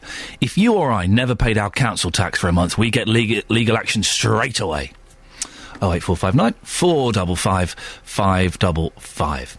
It's 21 years since Luton Town played on AstroTurf. The pitch was sold off, and one of the mugs who was stupid enough to spend a tenner on the tiniest little bit of fake grass is Justin Dealey. Justin! Oh, Ian, good morning. That's outrageous what you're saying. Well, it's true. It's a tiny little square of greengrocer's grass, and you paid a tenner for it. It is a piece of history that I touch every single day, and it makes me feel good. I hope that's the only thing you touch every single day. Now, we are trying to recreate this pitch, aren't we, 21 years later? Yes, 21 years on. Luton Town played on the AstroTurf from 1985 to 1991. During those 6 years, the most successful period in the club's history.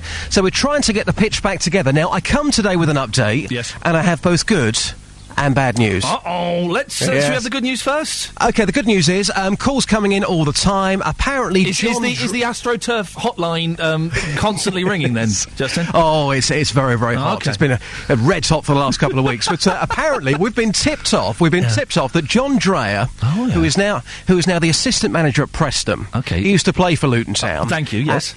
And he was the penalty taker. Apparently, he has got the penalty spot. Oh! So later, You're good, we're going to be phoning John Dreyer. Yeah. His family still live in Bedfordshire, so that's the good news.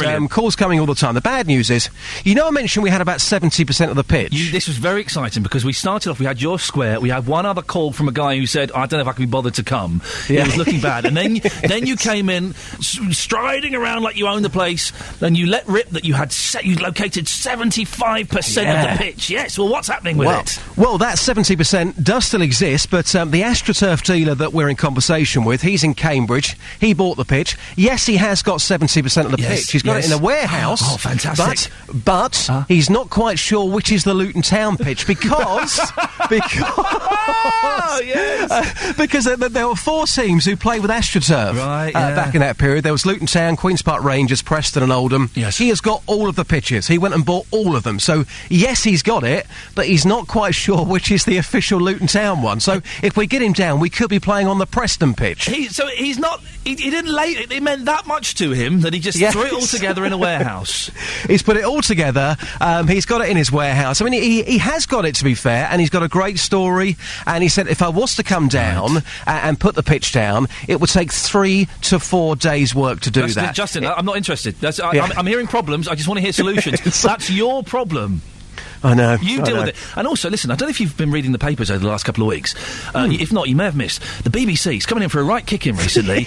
been one or two scandals. I don't want to be involved in another one. If we're telling people it's the Luton pitch, I want the Luton pitch, not the Preston pitch. Well, this is the way to do it. This is the way if to do this it. gets on the front page of the Daily Mail for the wrong reasons, Justin, I can't afford to lose this job as well. Don't worry, it's not going to happen. It's not going to happen. The easiest way to do this, and I think this is a simple way. Yes. If the information coming through is true, i.e. John Dreyer has got the penalty spot. He was the penalty taker. Yes. Let's invite John to Luton. Again, we have agreed a location in principle. More details to come tomorrow. If we can get John down from Preston with the penalty spot, let's get him to take a penalty, because his penalties, for anybody who is a football fan, they will know his penalties were slightly unusual. He never took a run-up. He took one step back and just kicked the ball. Tough Simple guy. as that. Was he any good? Tough guy. Yeah, great player. Great player. So let me just get this right, Justin. You're saying you're now not going to get... I'm just going to make sure I've got this right. You're not going to get 75% of the football pitch. You're going to get the penalty spot. That's that tiny little spot, yeah? Well, yeah, you're just going to get that, spot. Yeah? That's all you're going to get, yeah? We could have a pitch, but as this man says, he's not quite sure if it's the official one. Justin, you are a cruel and vicious man. Speak to you later on. Thank you, Ian. Can you believe that? He's such a tease. Such a tease. Well, we shall follow that story and Justin's fall from grace with eagle eyes. Now, having a stroke, as we all know, can be life-threatening. But as medicine has improved, many people recover to more extent than perhaps they did in the past. Now, stroke survivors in Bedford are being offered a free 10-week programme of one-to-one gym sessions to help them get better. Nick Vogue had a stroke in 2011. He joins me now. Good morning, Nick. Good morning. And we're joined as well by Nathan Vackelport, who is an instructor at the gym in Robinson Pool. Good morning, Nathan. Good morning. Nathan, stay there a second. Let me speak to Nick. Nick, what impact did having a stroke have on your life? Oh, it's massive. It turns your whole life upside down. Can I ask how old were you when it happened? 56. Right, so not that old, because a lot of people think, it's an old person's condition. 56 is no age at all, is it? It's no age, really. No, it was a big surprise. Can I ask, and if this is getting too personal, then just tell me to get knotted. How did you know it was happening? What were the signs, and how did it develop? Well, basically, I'd gone into hospital and had minus day surgery, and because I'd been physically sick, they kept me in overnight, and I was just ready to go home. And I sat in a chair and felt a bit strange, was physically sick, and nurses lifted me onto the bed, and it felt as though your eye was rolling down the side of your face. And you're very emotional. You didn't understand anything that was going on. Must have been terrifying. Yeah, very scary. And how did it affect you physically? It's affected me physically down the left-hand side, because the cells that died were on the right-hand side of my brain. And what, to put it bluntly, what can't you do, or what do you struggle doing that you could do before? Well,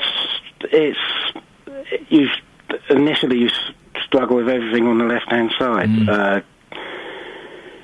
To start with, getting dressed, doing all the normal things you used to do, you can't physically do. And you have to, it's almost like trying to learn a lot of things again.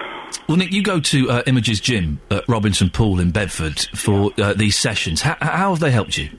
Well, I went on the pilot scheme, and when you go in there, you're not sure what to expect, and the trainers there are superb.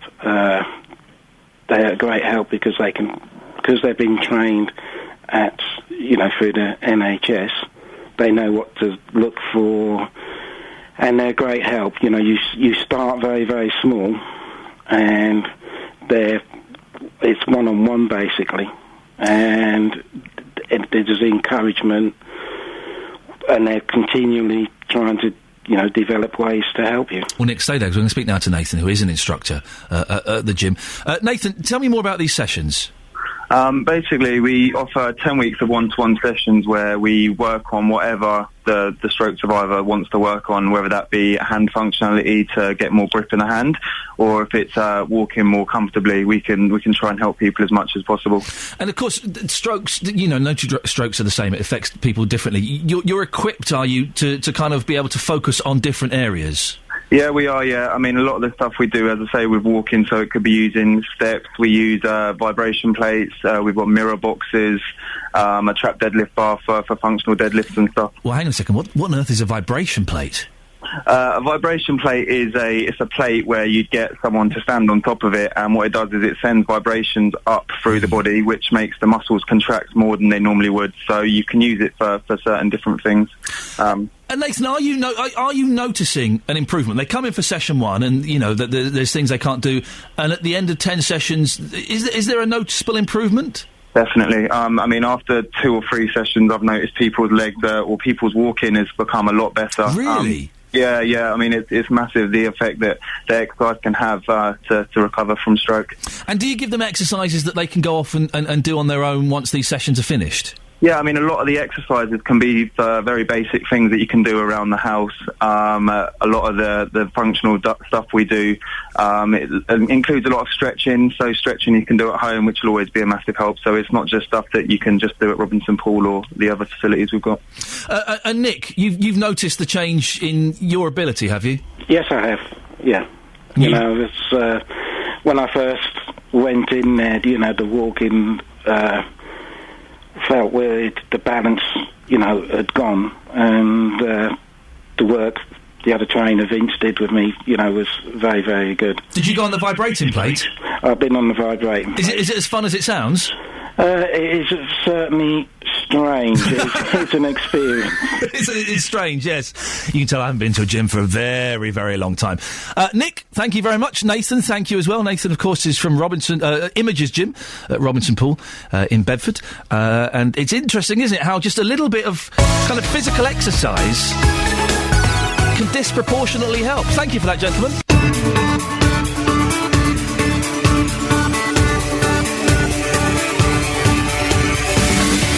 This is Iain Lee, BBC Three Counties Radio, here until 9 o'clock when Jonathan Vernon Smith will come in and justify why he was so unhappy with the excellent birthday presents I got him yesterday. A toy gun and a 3D picture hologram thing that alternates between cats and dogs. What? Who wouldn't be happy with those? Shameful. We'll be questioning about that later on. Coming up in the last hour of this show, though, teachers are being cyber-bullied by children and their parents. We speak to a rep from a teaching union in the Three Counties who says more needs to be done to tackle the problem. A 13-year-old from Dunstable has been told he can't grow a moustache for Movember.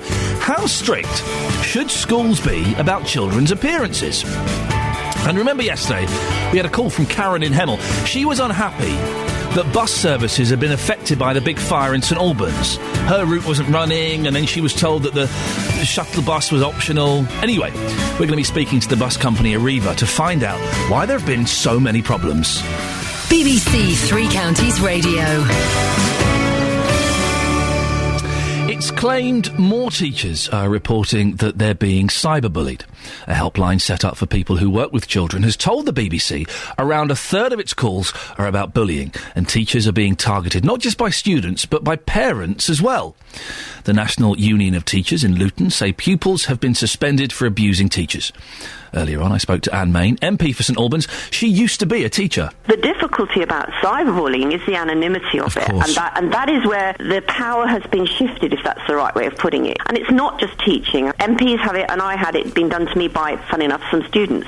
And it is horrible that people's place of work suddenly becomes the place that they're being bullied in. And bullying isn't acceptable, whether it's of young people, it's of any worker or any teacher. And I think the best thing would be is to get, if you find out who's doing this, is to get them to meet their victim so that they are aware of what it's like to in effect go in and see a rude message emblazoned over the staff notice board, because it is the anonymity of these cowards that do it and the publicity that they generate for what they want to say without without ever being accountable for it.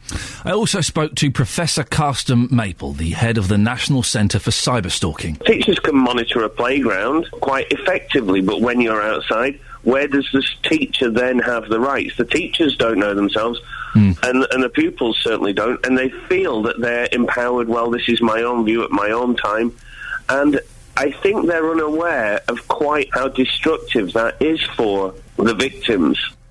Well, Timothy Ramsden is from the NASUWT and says over the past 2 to 3 years it's become more of a concern as teachers are now leaving their jobs because they can't take any more. He joins me now. Good morning, Timothy. Hello. Pupils are going to drastic lengths, aren't they, to make teachers' lives hell? Well, some pupils, a small but significant minority, are indulging in this, and the words that are being used by your other contributors are quite right. It is a cowardly thing to do, and it's something where I think some of the pupils involved are well aware of the distress they're causing, though I suspect others aren't. Some of the things that we've heard about are photoshopping, sending out fake emails, even websites being set up in the names of teachers. Is that kind of correlate with what you've been hearing? Yes, absolutely. The photoshopping of distressing and abusive and sometimes obscene images involving the faces and heads of teachers, and even, as you say, not just attacks by email, but also we have had cases of websites that have been set up with offensive material on in the name of teachers who've known nothing about them until sometimes parents have complained, what's your teacher doing involved with this? And that's the first the teachers heard about it. So some young people have got enough technological savvy to be able to cause a lot of distress. And as the MP contributor and Pine said, it's done with great anonymity. I think that's the thing that kind of rankles with me with this online kind of bullying is the anonymity. If you're going to do something, come out and, be big enough to do it with your face and your name on there. What support is there, Timothy, for teachers? Well, we would look, first of all, to the employer, to the school, to ensure that they are giving support, and we certainly provide support for our members. We've had a substantial document on cyberbullying, both explaining the forms it takes and how teachers can guard against it. We've had that available for a couple of years now, but it is, of course, the responsibility of the employer, and that, first of all, begins by sort of giving guidance to people working in schools, because it might not just be teachers, it could be teaching assistants, etc., all sorts of people working in schools, as to how not to get into the situation. For example, don't take a mobile phone into the classroom and leave it, because somebody can get hold of your number and get hold of other contact numbers. Some young people can be very good at sort of just nipping something out, for example, of a desk drawer or a phone that's been left in a teacher's handbag, etc. Oh, once if the kids got hold of your phone number, that's it. Game over, isn't it? Well, absolutely. Never give your private email address to students. Keep a divorce between your private life and private phone numbers and emails and your working life, and always use a school email address for contact. And so there's that kind of advice, and we would expect all schools to be offering that. The other is that when somebody does suffer this kind of abuse, and it is very distressing and it attacks people, sometimes in their own home, because they take their school laptop home, open it up to do some work and find an obscene or abusive email, we would look to the school to take firm action if there's a criminal offence involved, because some of them involve threats of violence, at the worst case, that the police would be informed, and the school would do everything to stamp down on it as a culture. As I say, it's a small, very small minority of young people who do this, but it is extremely distressing when it happens. Is there anything that teachers can do to protect themselves, and can the police do anything? I'll tell you why. If it's done anonymously, on Twitter or on Facebook or on emails, there's not really a lot the police can do. As I said earlier on, I've got a young chap, and I'm sure it's a young chap, every few months sends me an email saying they're going to shoot me. I've been to the police and they've gone, well, what can we do about it? We don't know who this is. So is there anything that can be done? Well, as I say, it needs reporting to the police, just so it has been reported to the police. The police will only get involved, as I understand, if a criminal offence has been committed. Now, it would then be a matter for lawyers to say whether a threat to kill somebody, for example, or a threat to attack or assault somebody constituted a legal offence. I would have thought it would have done. The question as to what can actually be done about it, as opposed to the fact that it's been reported, is another matter. But I think it's right that the main main focus has to be on the duty of the employer. Now, in the case of a local authority maintained school, the school has got the possibility to go and use the health and safety and other advice of the local authority. In the case of an academy, which is doing all these things on its own, it's up to the academy to ensure that it's got good, strong advice in order to make sure that it can take action. Because, of course, if something were to happen, and there are distressing outcomes of some of these cases where there's persistent cyberbullying, then clearly this union would be saying to the employer, have you carried out your responsibilities under health and safety and well-being of your staff and protected that? But I think a lot of, I have to say, a number of schools I know have done this, and they have very firm advice, and they would say, for example, never give your personal email address to a student. It might be very helpful at that moment if a student says, I want to email you an essay during the weekend or the holidays, but don't do it, because once that information is out, it could be passed on, it could be seen by somebody else who would use it for less constructive purposes. Timothy, are you hearing examples of teachers leaving the profession because of bullying? I haven't personally come across anybody who has left the profession because of cyberbullying, but I have come across examples of people who've been extremely alarmed and distressed. In one case, for example, there was somebody who feared that they might be put on disciplinary procedures for offensive material on a website in their name, which they had no knowledge of, which had been set up by somebody else. Wow, incredible. Timothy Ramsden from the NASUWT. Why do I find it so hard to say a long string of letters? I don't know. Thank you very much for that indeed. 08459 455 555. This is Iain Lee on BBC Three Counties Radio. Let's have a look at the front pages of the paper, shall we? The Independent. Osborne's secret war, excuse me, on the PM's green agenda by his own father-in-law. Lord Howe tells undercover activist that Chancellor plans to sabotage coalition's environment policies. The Daily Express. EU wants migrants to take our jobs. It's an outrage. Euro MPs will today call for even looser border controls to encourage a fresh wave of immigration into Europe. And there's a picture of someone from the jungle there. The Daily Telegraph. Defence chief attacks forces cuts. And there's pictures of all this, the fires and wars going. Fear of Gaza war after Israelis kill Hamas leader. The Guardian. Israel kills Hamas chief as it launches new offensive. The Times. 5 police held over false crime statistics. New challenges facing elected commissioners. And tax Amazon or it will kill us off, says John Lewis. John Lewis says it could be put out of business if foreign multinationals such as Amazon are allowed to continue paying tiny amounts of tax in Britain. We're all furious, aren't we, that Amazon doesn't pay tax? But then we all order our Christmas presents from Amazon, don't we, because they don't pay tax because they're cheaper. The Mail. Greed of energy sharks. Power firms' profits surge by 38%. And then there's a picture of a girl's back. And The Sun. House spider nearly killed me. A woman told last night how she nearly died after being bitten by a house spider in her suburban UK home. I don't like spiders. I read that story and the picture was just horrible. Oh, dear. Oh, dear. You've seen what happened in the studio. I nearly took the radio off air. It's 8:15. It's Thursday, the 15th of November. These are your headlines on BBC Three Counties Radio. If I can open it. Oh, Jonathan, help me! I can't open the news! Why can't you open the news? What's happened to the news? Is there anything I can do to help? You can... I'm a trained professional. I heard you. Let me try again. Hang on. Here's the news. Everyone, calm down. The news is coming. Voting is taking place for the country's first police and crime commissioners. In sport, England captain Steven Gerrard called Zlatan Ibrahimovic... I can never laugh at Catherine Boyle again. All work here again. Anyway, he scored a goal and it was really good. The weather today for Beds, Herts and Bucks. Mist and fog to start, but getting brighter as the day goes on with a top temperature of 10 degrees. Coming up, do you remember William Lacey from Harpenden? He was on the show yesterday. He'd applied for 50 jobs and he had a phone interview yesterday. We'll find out how he got on before 8:30. You don't want to get on the wrong side of him, I tell you that. Jonathan Vernon Smith. Oh. Little song. Listen, song jingles. Couple of things. I'm wearing a JVS top. I love the fact you're wearing a JVS T-shirt. Your team got T-shirts. I'm going to get my team T-shirts. Yeah, Iain Lee T-shirts. Yeah, then Team Lee, we rock, it's going to say.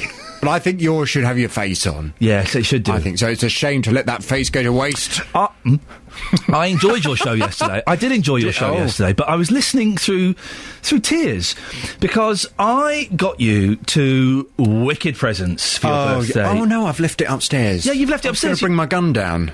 Well, you should have brought the gun down. We could have had a little Put play it on with my desk and everything so I could bring it down. More disappointingly, the 3-dimensional holographic 2-image picture I got you of cats or dogs, depending what angle you look from, that's just been discarded in a corner of the office. I did realise yesterday, Ian, that I was very ungrateful on air. And in the photograph taken shortly after being on air. Yes, and it was very rude. And comments past your staff as well. My mother didn't bring me up to be that rude, No. and I'd like to apologise to you for being so rude. Away you go. I left the beautiful hologram picture that you bought me. I've left it in the office because it just felt such a shame for me to be the only one to get the enjoyment. Look. Oh, there's my gun. Thanks very much. Thank you very indeed. much, Team That's JVS. My producer bringing me my gun. So I've left the picture on the side of the office upstairs, just so everybody can enjoy it. And then I see. So it's like when the Queen Mother was left in state so people could walk past. I don't know if that actually happened with the Queen Mother, but they did it with someone, so that people can pay the Pope. They can pay their respects. They can go and have a look, and then you're going to take it home and put it up on the wall. Not that you did that with the Pope, obviously. Yes, but then it would be such a shame because future generations of employees here wouldn't be able to enjoy it. No, I bought the present for you. Right. This lot don't Yes, deserve but it's it. near my desk. Yeah, but it should be near your bed. Near my bed? Yes. I want it above your bed. Oh. So that every time you're... I've got a very large mirror above my bed. Oh, a little bit of... It came out of my... up then. That was unpleasant. Did you have a nice birthday, though? Oh, you grumpy old sausage. I had a super birthday. Swanky restaurant with Dad, is that right? Yeah. He had vouchers? He had vouchers, yeah. But do you know what? I'll tell you the story. My dad said, I'm going to take you for your birthday. I'm going to take you to... have you ever heard of Rhodes 24? I said, yeah, I've heard of it. He said, it's Jamie Oliver's really nice. I said, are you sure about that? He said, yeah, I've got a voucher. So I'll take you there for your birthday. So I said, OK, nice. So I went to Rhodes 24. Anyway, my dad looked at the menu. His voucher was £150. Oh, blimey, that's some voucher. Yeah.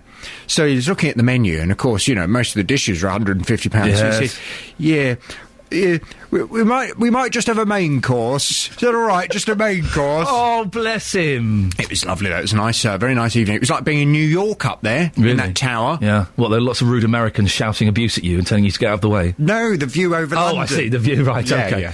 Now, listen, you did go out and do a show yesterday, out on the streets of Shefford. You don't... What was it like meeting people? It was really nice. Okay. I gave out lots of kisses. I received lots of... Why are you putting that face? Whether they wanted them or not. Come here! Stop him! Yeah, it was a bit like that. I chased people through the streets of Shefford to try and kiss them. There was a lovely moment that has caused controversy amongst the BBC, amongst the world, because it got tweeted and passed around all over the place, is where you met Nadine Dorris's parliamentary assistant, William. Can I play a bit of it? Yeah, It was very awkward. It was really awkward. But it was wonderful. You liked it? Have a listen, I loved it. What do you think of the fact that she's left you to, in effect, do her job while she's in the jungle, eating bits of animals and being buried alive? I would certainly not say that she has left me doing her job. She has left me doing my job, which is exactly the same as I always do. So who's doing her job, then? I am doing my job, which is looking after the constituents. And who's doing her job? I'm not going to answer that. Nobody's doing her job because she's in the jungle. Nobody is the MP for Mid-Bedfordshire. Nadine Dorries is the MP for Mid-Bedfordshire. No, she's not. She's in the jungle mucking around and raising her profile and getting paid £40,000. So who is doing her job? Oh, it's so uncomfortable. Was it my holographic present that put you in such a grumpy mood? Was it? Am I the cause No, I'll for tell that? you what put me in a grumpy mood. The fact that I was listening to all these people who were saying they felt so let down by their MP. And he's the one who turned up to come and defend her. Yeah. He's got to answer the questions. You can't put those questions to Nadine Dorries. She's in the jungle. So he came along to stick up for her, and I'm afraid he got it with both barrels. You sound even posher when you go out and do stuff on the street. Do I? Yeah, you do. You do. I think it suits you. I didn't think you could get any posher, but you can. Thanks. I enjoyed the show. So I thought it was brilliant. Well done. Thank you, Ian. What's on your show today? Coming up on the big phone in today, should you feel guilty if you drink during pregnancy? It's a controversial topic, whether or not women should drink while they're pregnant, but new research suggests that even small amounts could be harmful to the unborn child. The study found that children whose mothers consumed alcohol during pregnancy had lower IQ scores when they were 8 compared to youngsters who weren't exposed to any alcohol in the womb. There are still women who do drink while they're pregnant, but should they feel guilty? With all of the evidence that's out there, should they feel very guilty if they drink during pregnancy? Or perhaps you have drunk during pregnancy yourself. Your children are absolutely fine. This idea of children having a lower IQ score... I wonder if there are any women listening who have children who are grown up now. They drank during pregnancy and their children are now top scientists or lawyers or doctors. Top scientists? Yes. 08459. As opposed to medium scientists, top scientists. 08459 455 555. Perhaps your son or daughter's on the verge of inventing the cure for cancer and you had a couple of Pinot Grigios while you were pregnant with them. I'd love to hear from you after 9. Or should women really feel very guilty if they drink during pregnancy? Are they taking unnecessary risks? It's the big phone in from 9. All right, look forward to listening to it. Give us one more burst of your gun. Fire! Fire! Fire! Fire! You are such a kid. Across beds, hearts and bucks, this is Iain Lee on BBC Three Counties Radio. Now, yesterday, we reported on the story that young job seekers are struggling to find employment, and we spoke to William Lacey from Harpenden. William graduated in June with a degree in politics, and since then he's applied for 50 jobs, still hasn't bagged a full-time career. He was supposed to come into the studio yesterday. I was furious when I found out he wasn't coming in. Furious. I was throwing chairs and tables around like there was no tomorrow. And then it turned out he couldn't come in because he actually had an excellent reason. The excuse was he had a job interview on the phone at 5 to 9. Well, he's on the line now. We can find out how it happened. Morning, William. Morning. I wasn't really furious. I was crying inside, but I wasn't furious.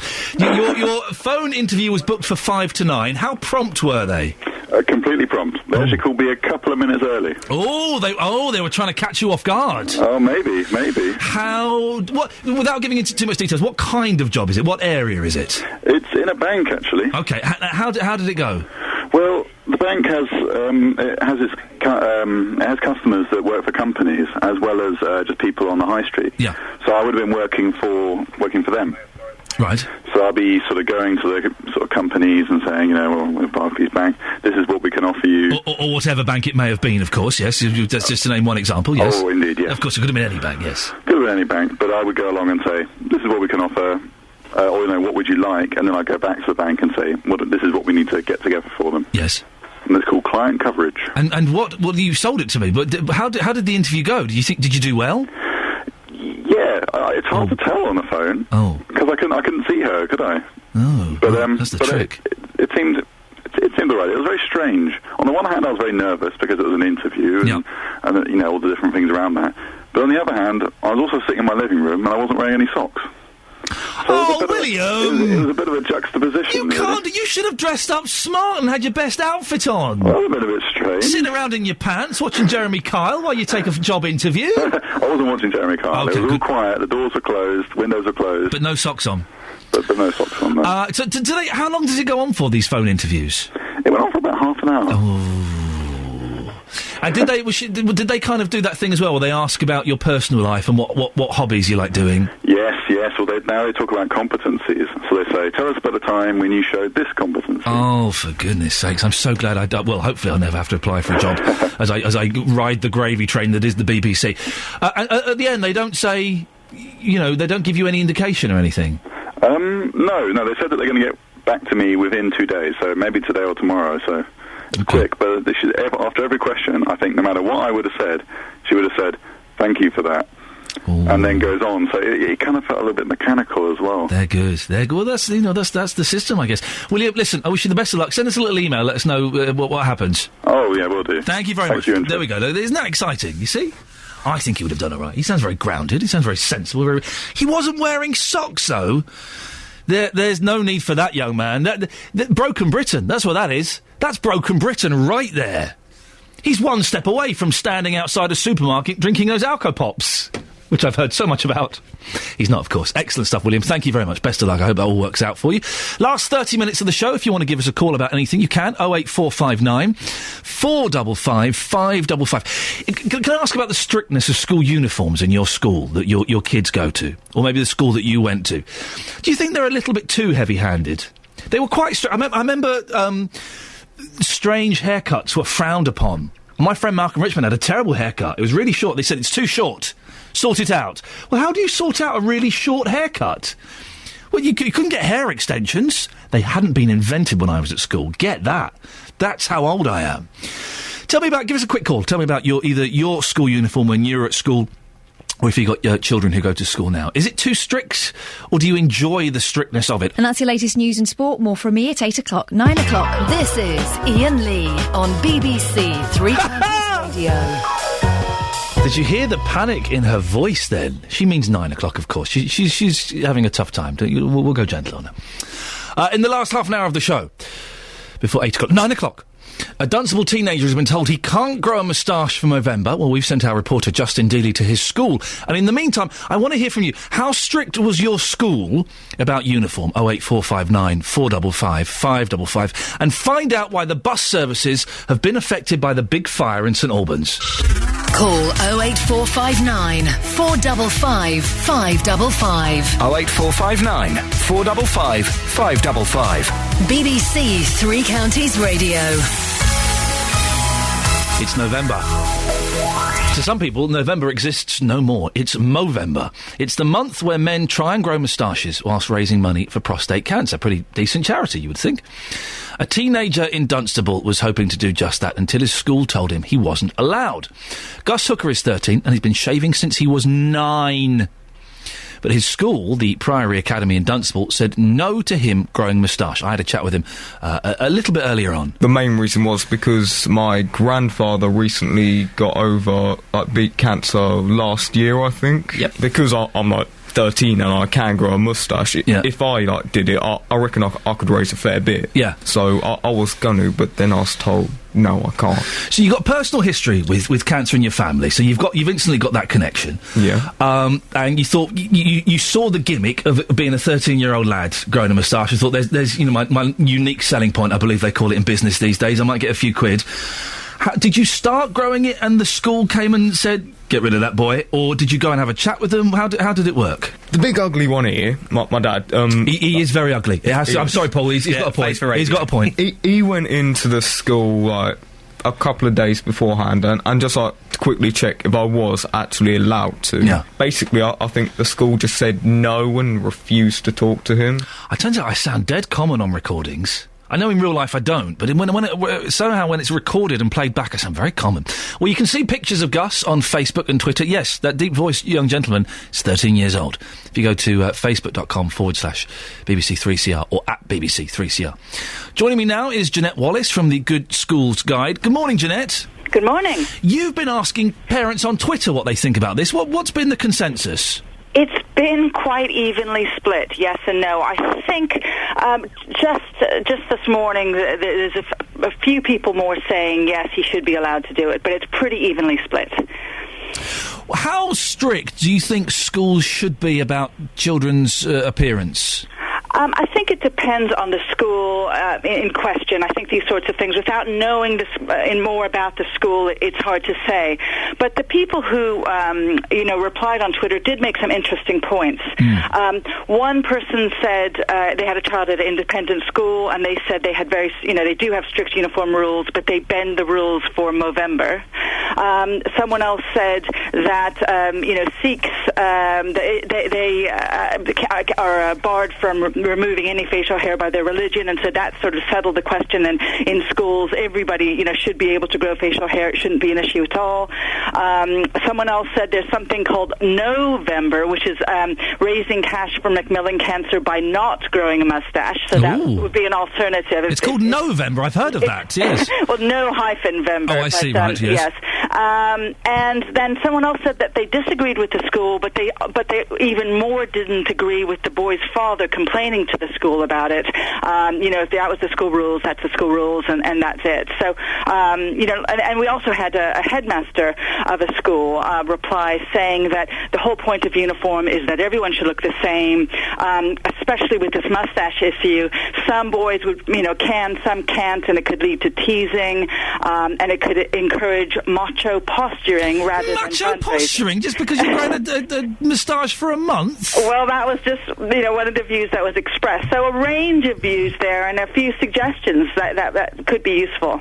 Is there a difference between things like facial hair, which is natural and which is what happens, and piercings, which is what you go and make a decision to do? I think there is. I think that's a fair point. But this is different. This is still making the decision to do something. I mean, one thing that we see every year, it always comes up, is there will be a girl who dyes her hair red for Red Nose. For Red Nose Day. Again, it's to raise money and it's some sort of thing. And she goes to school with the red hair, and the school sends her home, or what have you. And that there's always a story in the press about that each year. And again, it's sort of evenly split. People say it's a fun day when children are allowed to dress up for school. Why can't she, dye her hair red, especially for a good cause? And others will say, no, the school rules are school rules. If you let one person break them, then the floodgates are open. Jeanette, listen, thank you very much. That's fascinating. There was a split of opinion on Twitter. Jeanette Wallace from the Good Schools Guide. Well, we have a statement from the school. The Priory Academy has told us that whilst the school dress code does not explicitly mention facial hair, it does mention unusual hairstyles and colouring that are contrary to a smart uniform appearance. However, the school has already spoken with the boy concerned, agreeing that all pupils in Year 8 can contribute £1 and attend school on the 30th of November wearing a false moustache to help raise money and increase awareness for the Movember Foundation. Well, we've sent our moustache correspondent, Justin Dealey, to the school, and you're there now, are you, Justin? I am, and of course, Ian, I had a beard a few weeks ago, which I know that you thoroughly enjoyed, didn't you? I thought it looked cracking. I'm toying with the idea of growing one myself at the moment. Oh, do it, Ian. I might do, yeah. Yeah, but as you say, I'm outside the school. Gus is back with us. He's got the deepest voice I've ever known for a 13-year-old child. Incredible. Also, Megan Hurd is with us. Megan is 12 years old. Megan's parents have given permission for her to be live on the radio this morning. You are disgusted by this, aren't you? Tell us why. Because Gus's granddad just got over cancer last year, and Gus really wanted to do this for him, and I know that that school wouldn't let us because apparently it's just like having a funky hairdo, and Gus was really upset, and so was his dad. You're not happy. What about your friends? No, I don't think none of us are happy because we all wanted Gus to do it because we were all going to sponsor him and stuff, and then the school wouldn't let him do it, and then Gus got quite upset, and so did his dad. I mean, you're quite upset about this because you just think the school are being a bit pathetic, really, don't you? Because it is for charity. It's not like he's doing it for fun. I mean, in saying that, the school have got a compromise saying that everyone can wear a fake tash and raise money. Is that a good compromise? Yeah, but we could have done that as well as Gus doing it. Yeah. So... Yeah. And looking to the future, apparently you want to be a lawyer. Is this correct? Sort of. I just like shouting at people. So. There you go. You like shouting at people. Gus is with us again now. Gus, the school bell's about to go any second now. I mean, you've heard there from Megan. She was saying, OK, it's an OK compromise for the school to say you can wear your fake tash and raise £1, but they could have done that and you could have had your tash as well. I know. My dad was speaking to them originally, trying to arrange something around it, but they just pretty much refused to speak to him every time he tried to. I mean, had the school said to you, just lastly, had the school said to you, if you were to grow a beard, let's just say for a week, like I was a few weeks ago, I grew a beard, I went into work. If you grew a beard and you went into school, would they actually send you home then? I don't think they actually can, but they might try. Because I remember my dad saying something about, because some religions have to grow a moustache, so there's, Sikhs and stuff. So if a Sikh came to the school and had to grow a moustache, what would they do about that? Let's not get involved in religion this morning, guys. Thank you so much for your time. The school bell's about to go. You better get in there. OK, have a good day at school. Justin, you've met these young people. Don't put ideas in their head about growing beards to test the system. You're going to get us in trouble. No. We've got some parents that are here as well. Go on. Madam, can you come across for us just for a second? No, no chance, she's saying. But some of the parents I spoke to earlier on were saying, well, it does seem a bit weird. I mean, they're saying it's weird on two fronts. A 13-year-old child can grow a moustache. I mean, well, when I was at school that there was certainly never a 13-year-old child with a moustache. But also, if he wants to do it, he wants to raise money for charity. Why shouldn't he be allowed to do that? Right, listen, I've sat through this all morning, all this nonsense. Can I just clear one thing up, right? Yeah. It's not moustache. Why is everyone saying moustache? What is it then? It's moustache. It's a moustache to me. Well, Rolls off the tongue nicely. Come on, it's a moustache. It's there's no moo in it, and the emphasis is on so it's moustache, not moustache. It's a moustache. In actual fact, this man has walked up to the radio car. So you're live on 3 counties. We're talking about a 13-year-old child who goes to this school. You know all about the school. You're nodding. Should he be allowed to grow a tash for charity? Not at school, no. He wants to do it in the summer holidays, fine, but if school rules are school rules, and that's it. Really? Yes. You're quite strict, aren't you? Yes. Ask him to pronounce the word, Justin. Can you say moustache or moustache? How do you pronounce it? Moustache. Moustache, OK. Thank you very much, sir. I'll tell you what, this man looks hard as well. I'm not going to mess. I'll take your word for it. Well, you'll get the right pronunciation from Mr. Vernon Smith later on, no doubt. There you go, he's a listener. There we go. Apparently I'll get the right pronunciation from JVS, but you've heard there from some of the kids and the parents as well. Justin, thank you very much indeed. It's moustache, and it's pronunciation as well. If we're going to be pedantic, it's pronunciation. I do like it when you get complaints about your pronunciation. Yes, it's pronunciation. Thank you very much, Justin, and thank you very much, sir, for coming on. We will ask, I think Justin's big phone-in at 9 o'clock is, how do you pronounce, what's the proper name for the bit of hair that grows above your top lip? It's moustache. All this moustache nonsense, for goodness sakes. Get a grip, can't you? It's obvious. 08459 455 555 is the telephone number. Have you ever grown a moustache? I did it once. I had a beard for a bit, and then I shaved it off and had a moustache. And I was working at in another life at a radio station late at night, and I got the bus in, and I kept my face hidden for the whole time. I was so embarrassed at having the moustache. I was embarrassed, so I covered my face. I'd like to be able to carry one off. They were big, weren't they, in the 70s? All of my dad's friends had moustaches. Gracie is from Stevenage. Good morning. Oh, it's Gracie. Yes, me! It's Strictly Gracie! Yeah! Why aren't you at school, for goodness sakes? Because my school is shut for polling it's shut. day. Oh, okay, it's shut for elections that we can't talk about. Okay, excellent stuff. So you've managed to get the day off school, which is good for you. What do you think about this young lad trying to grow a moustache? I think it's fine. Do it.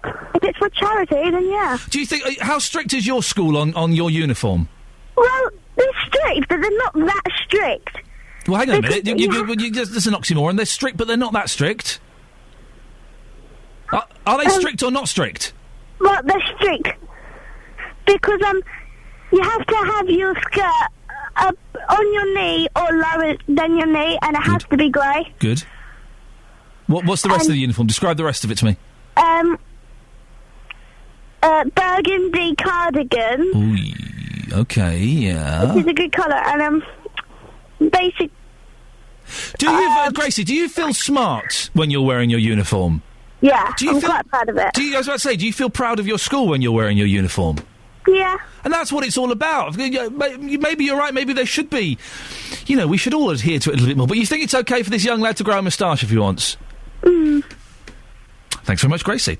08459 I think she got distracted. I think she saw a bright colour or a dancer. That's one of our Strictly Come Dancing reporters. By the way, if you are a young person 10 or under, or you know a young person 10 or under who wants to join our ever-growing pool of Strictly Come Dancing correspondents, could you get in touch with us? We're looking for more people. A boy would be great. I know it's pushing it a little bit, but we'd love a boy. But it can be a girl or anything. As long as you're 10 or under, send us an email, 3cr@bbc.co.uk. Just put in the subject, Iain Lee, Strictly Come Dancing, and we will get back to you and have a chat about that. We're now into the 5th day since a fire broke out in Hertfordshire, which has caused a huge traffic disruption. The blaze in a wood recycling centre close to the M1 at Junction 8 near St Albans has also left local people without water as firefighters work around the clock to try and put it out. Yesterday, Karen from Hemel rang to tell us her story about her nightmare journey from Hemel to St Albans caused by the fire. On Monday, because of this fire going on, went to get a bus Monday morning, and obviously I didn't realise that the fire, that the roads were blocked, and the bus took a different route than it normally does to go to St Albans. It went Redbourne way. Then I realised what was happening, that there was something going on. I got a return ticket, So I got off at Colney Heath Lane and went to work, and then got back on at the bus stop to get back on the bus on my way back to Hemel. And the bus driver said, "I'm not going back to Hemel Hempstead." Sorry? I was like, "Pardon?" He said, "I'm not going to Hemel Hempstead. You have to get off in St Albans Town Centre." I'm like, "I beg your pardon, how can I return my journey?" And he said, "Well, apparently there's a shuttle bus." Cut a long story short, waited an hour and 10 minutes. No shuttle bus was going to Hemel Hempstead. Every bus that came along said they were terminating at King Harry Lane, and I had to get a taxi with 5 other people to get home that evening. Yesterday, my daughter went to get the very same bus, went to the bus stop an hour early, just in case there was a shuttle bus, which never turned up. Yep. She paid £15 to get into St Albans. Her colleague rang the bus company, and they said that the shuttle bus was optional. Well, joining us now is Lindsay Frostick from the bus company Arriva. Morning, Lindsay. Good morning. You've heard what happened there. How do you respond to that? Well, obviously the closure has caused disruption for everybody who's kind of travelling in that area, and buses are no exception. As when the road was closed, basically there's 2 services which run between Hemel and Stevenage, and they obviously go via St Albans. That's the 300 and 301 service. Some of the buses operate out of our Stevenage depot, and some of the buses operate out of our Hemel depot. So we were faced with a situation with not being able to get all the way across, other than sitting in huge delays or trying to work out which was the best kind of diversionary route to take. So when the road closure continued, we decided that actually it would be easier and probably the most sensible route to go from Stevenage to St Albans, and the buses have to finish there so they can turn around and offer some level of service for that end of the route, and the buses from Hemel would do Hemel to St Albans. We were hoping we could try and get some sort of shuttle bus to link the 2 services together, but with the increase in traffic around Hemel and things like that, that just wasn't possible. So passengers were stuck?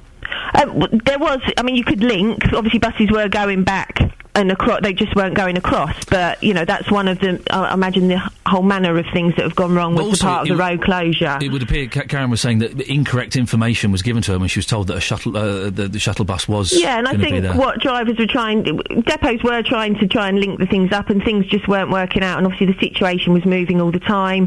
By yesterday we were allowed through, and we're still allowed through at the moment, as long as the wind doesn't change. Obviously it's an exceptional circumstance which there's no planning for, and it's trying to make the best of a bad situation. It just seems a bit unfair that Karen had to wait an hour and 15 minutes only to find out there was no bus. Well, I totally agree, and hopefully she has been in contact with our customer service department just to get some clarification on that. She bought a return ticket and had to get a cab. How does she go about getting her money back? She needs to just contact our customer service department, as I said. Obviously we can do something for her.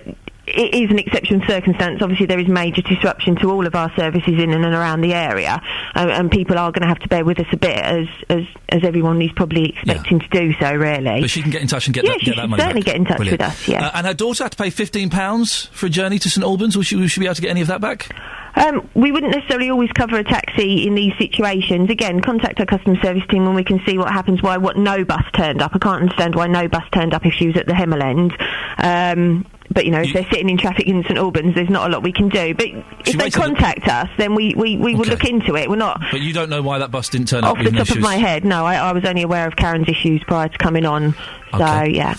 Okay. And have you got the service details up on the website or something? Can people check what buses are running and when they're running? Well, it's only the 2 services affected, the 300, 301. Obviously, the traffic is heavier around the area, so that affects all services.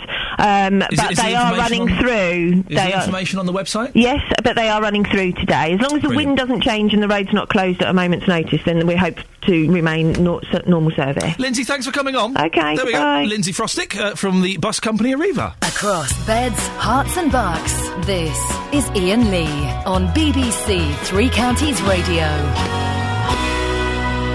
Now, AstroTurf update.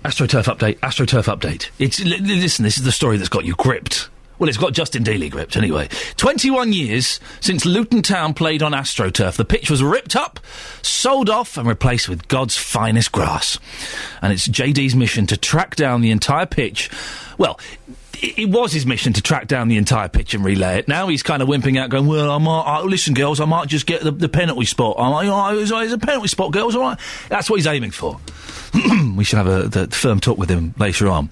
Well, Darren from Luton paid the BBC Three Counties luxury office suite a visit yesterday. He joins me on the line now. Good morning, Darren. Hiya. Darren, what did you drop off at BBC Three Counties Radio? I dropped off a very small little box piece of the plastic pitch. How big was this tiny little box? Darren? Darren? Oh my God, Darren's just dropped off. We've been sabotaged. Someone's sabotaging us. What is going on?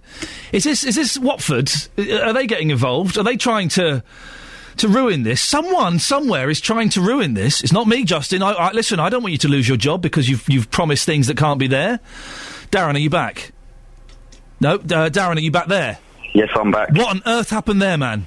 I don't know, mate. Okay, this is getting very, very spooky. So you dropped off a tiny little bit. Did you pay a tenner for it as well? No, actually, I did want a bit, but I was only a child at the time when the pitch got pulled up, and I actually found a bit at a car boot sale, because I do collect... I collect a few programmes, or I used to when I was younger. Yeah. How much did you pay for it at a car boot sale? It was probably something like £3 or £5. Justin paid a tenner for it, and he reckons it's going up in value. What a plum! Okay, so you got it... When you saw it at a car boot sale, you must have been rubbing your hands with glee. Yes, I was actually. I held a bit of pitch and I thought about all the players that had played there, because back at the time that we had that pitch, we were a top flight side. So players from Manchester United, Liverpool, they would have played on that pitch alongside our great players. Do you clutch it to your chest?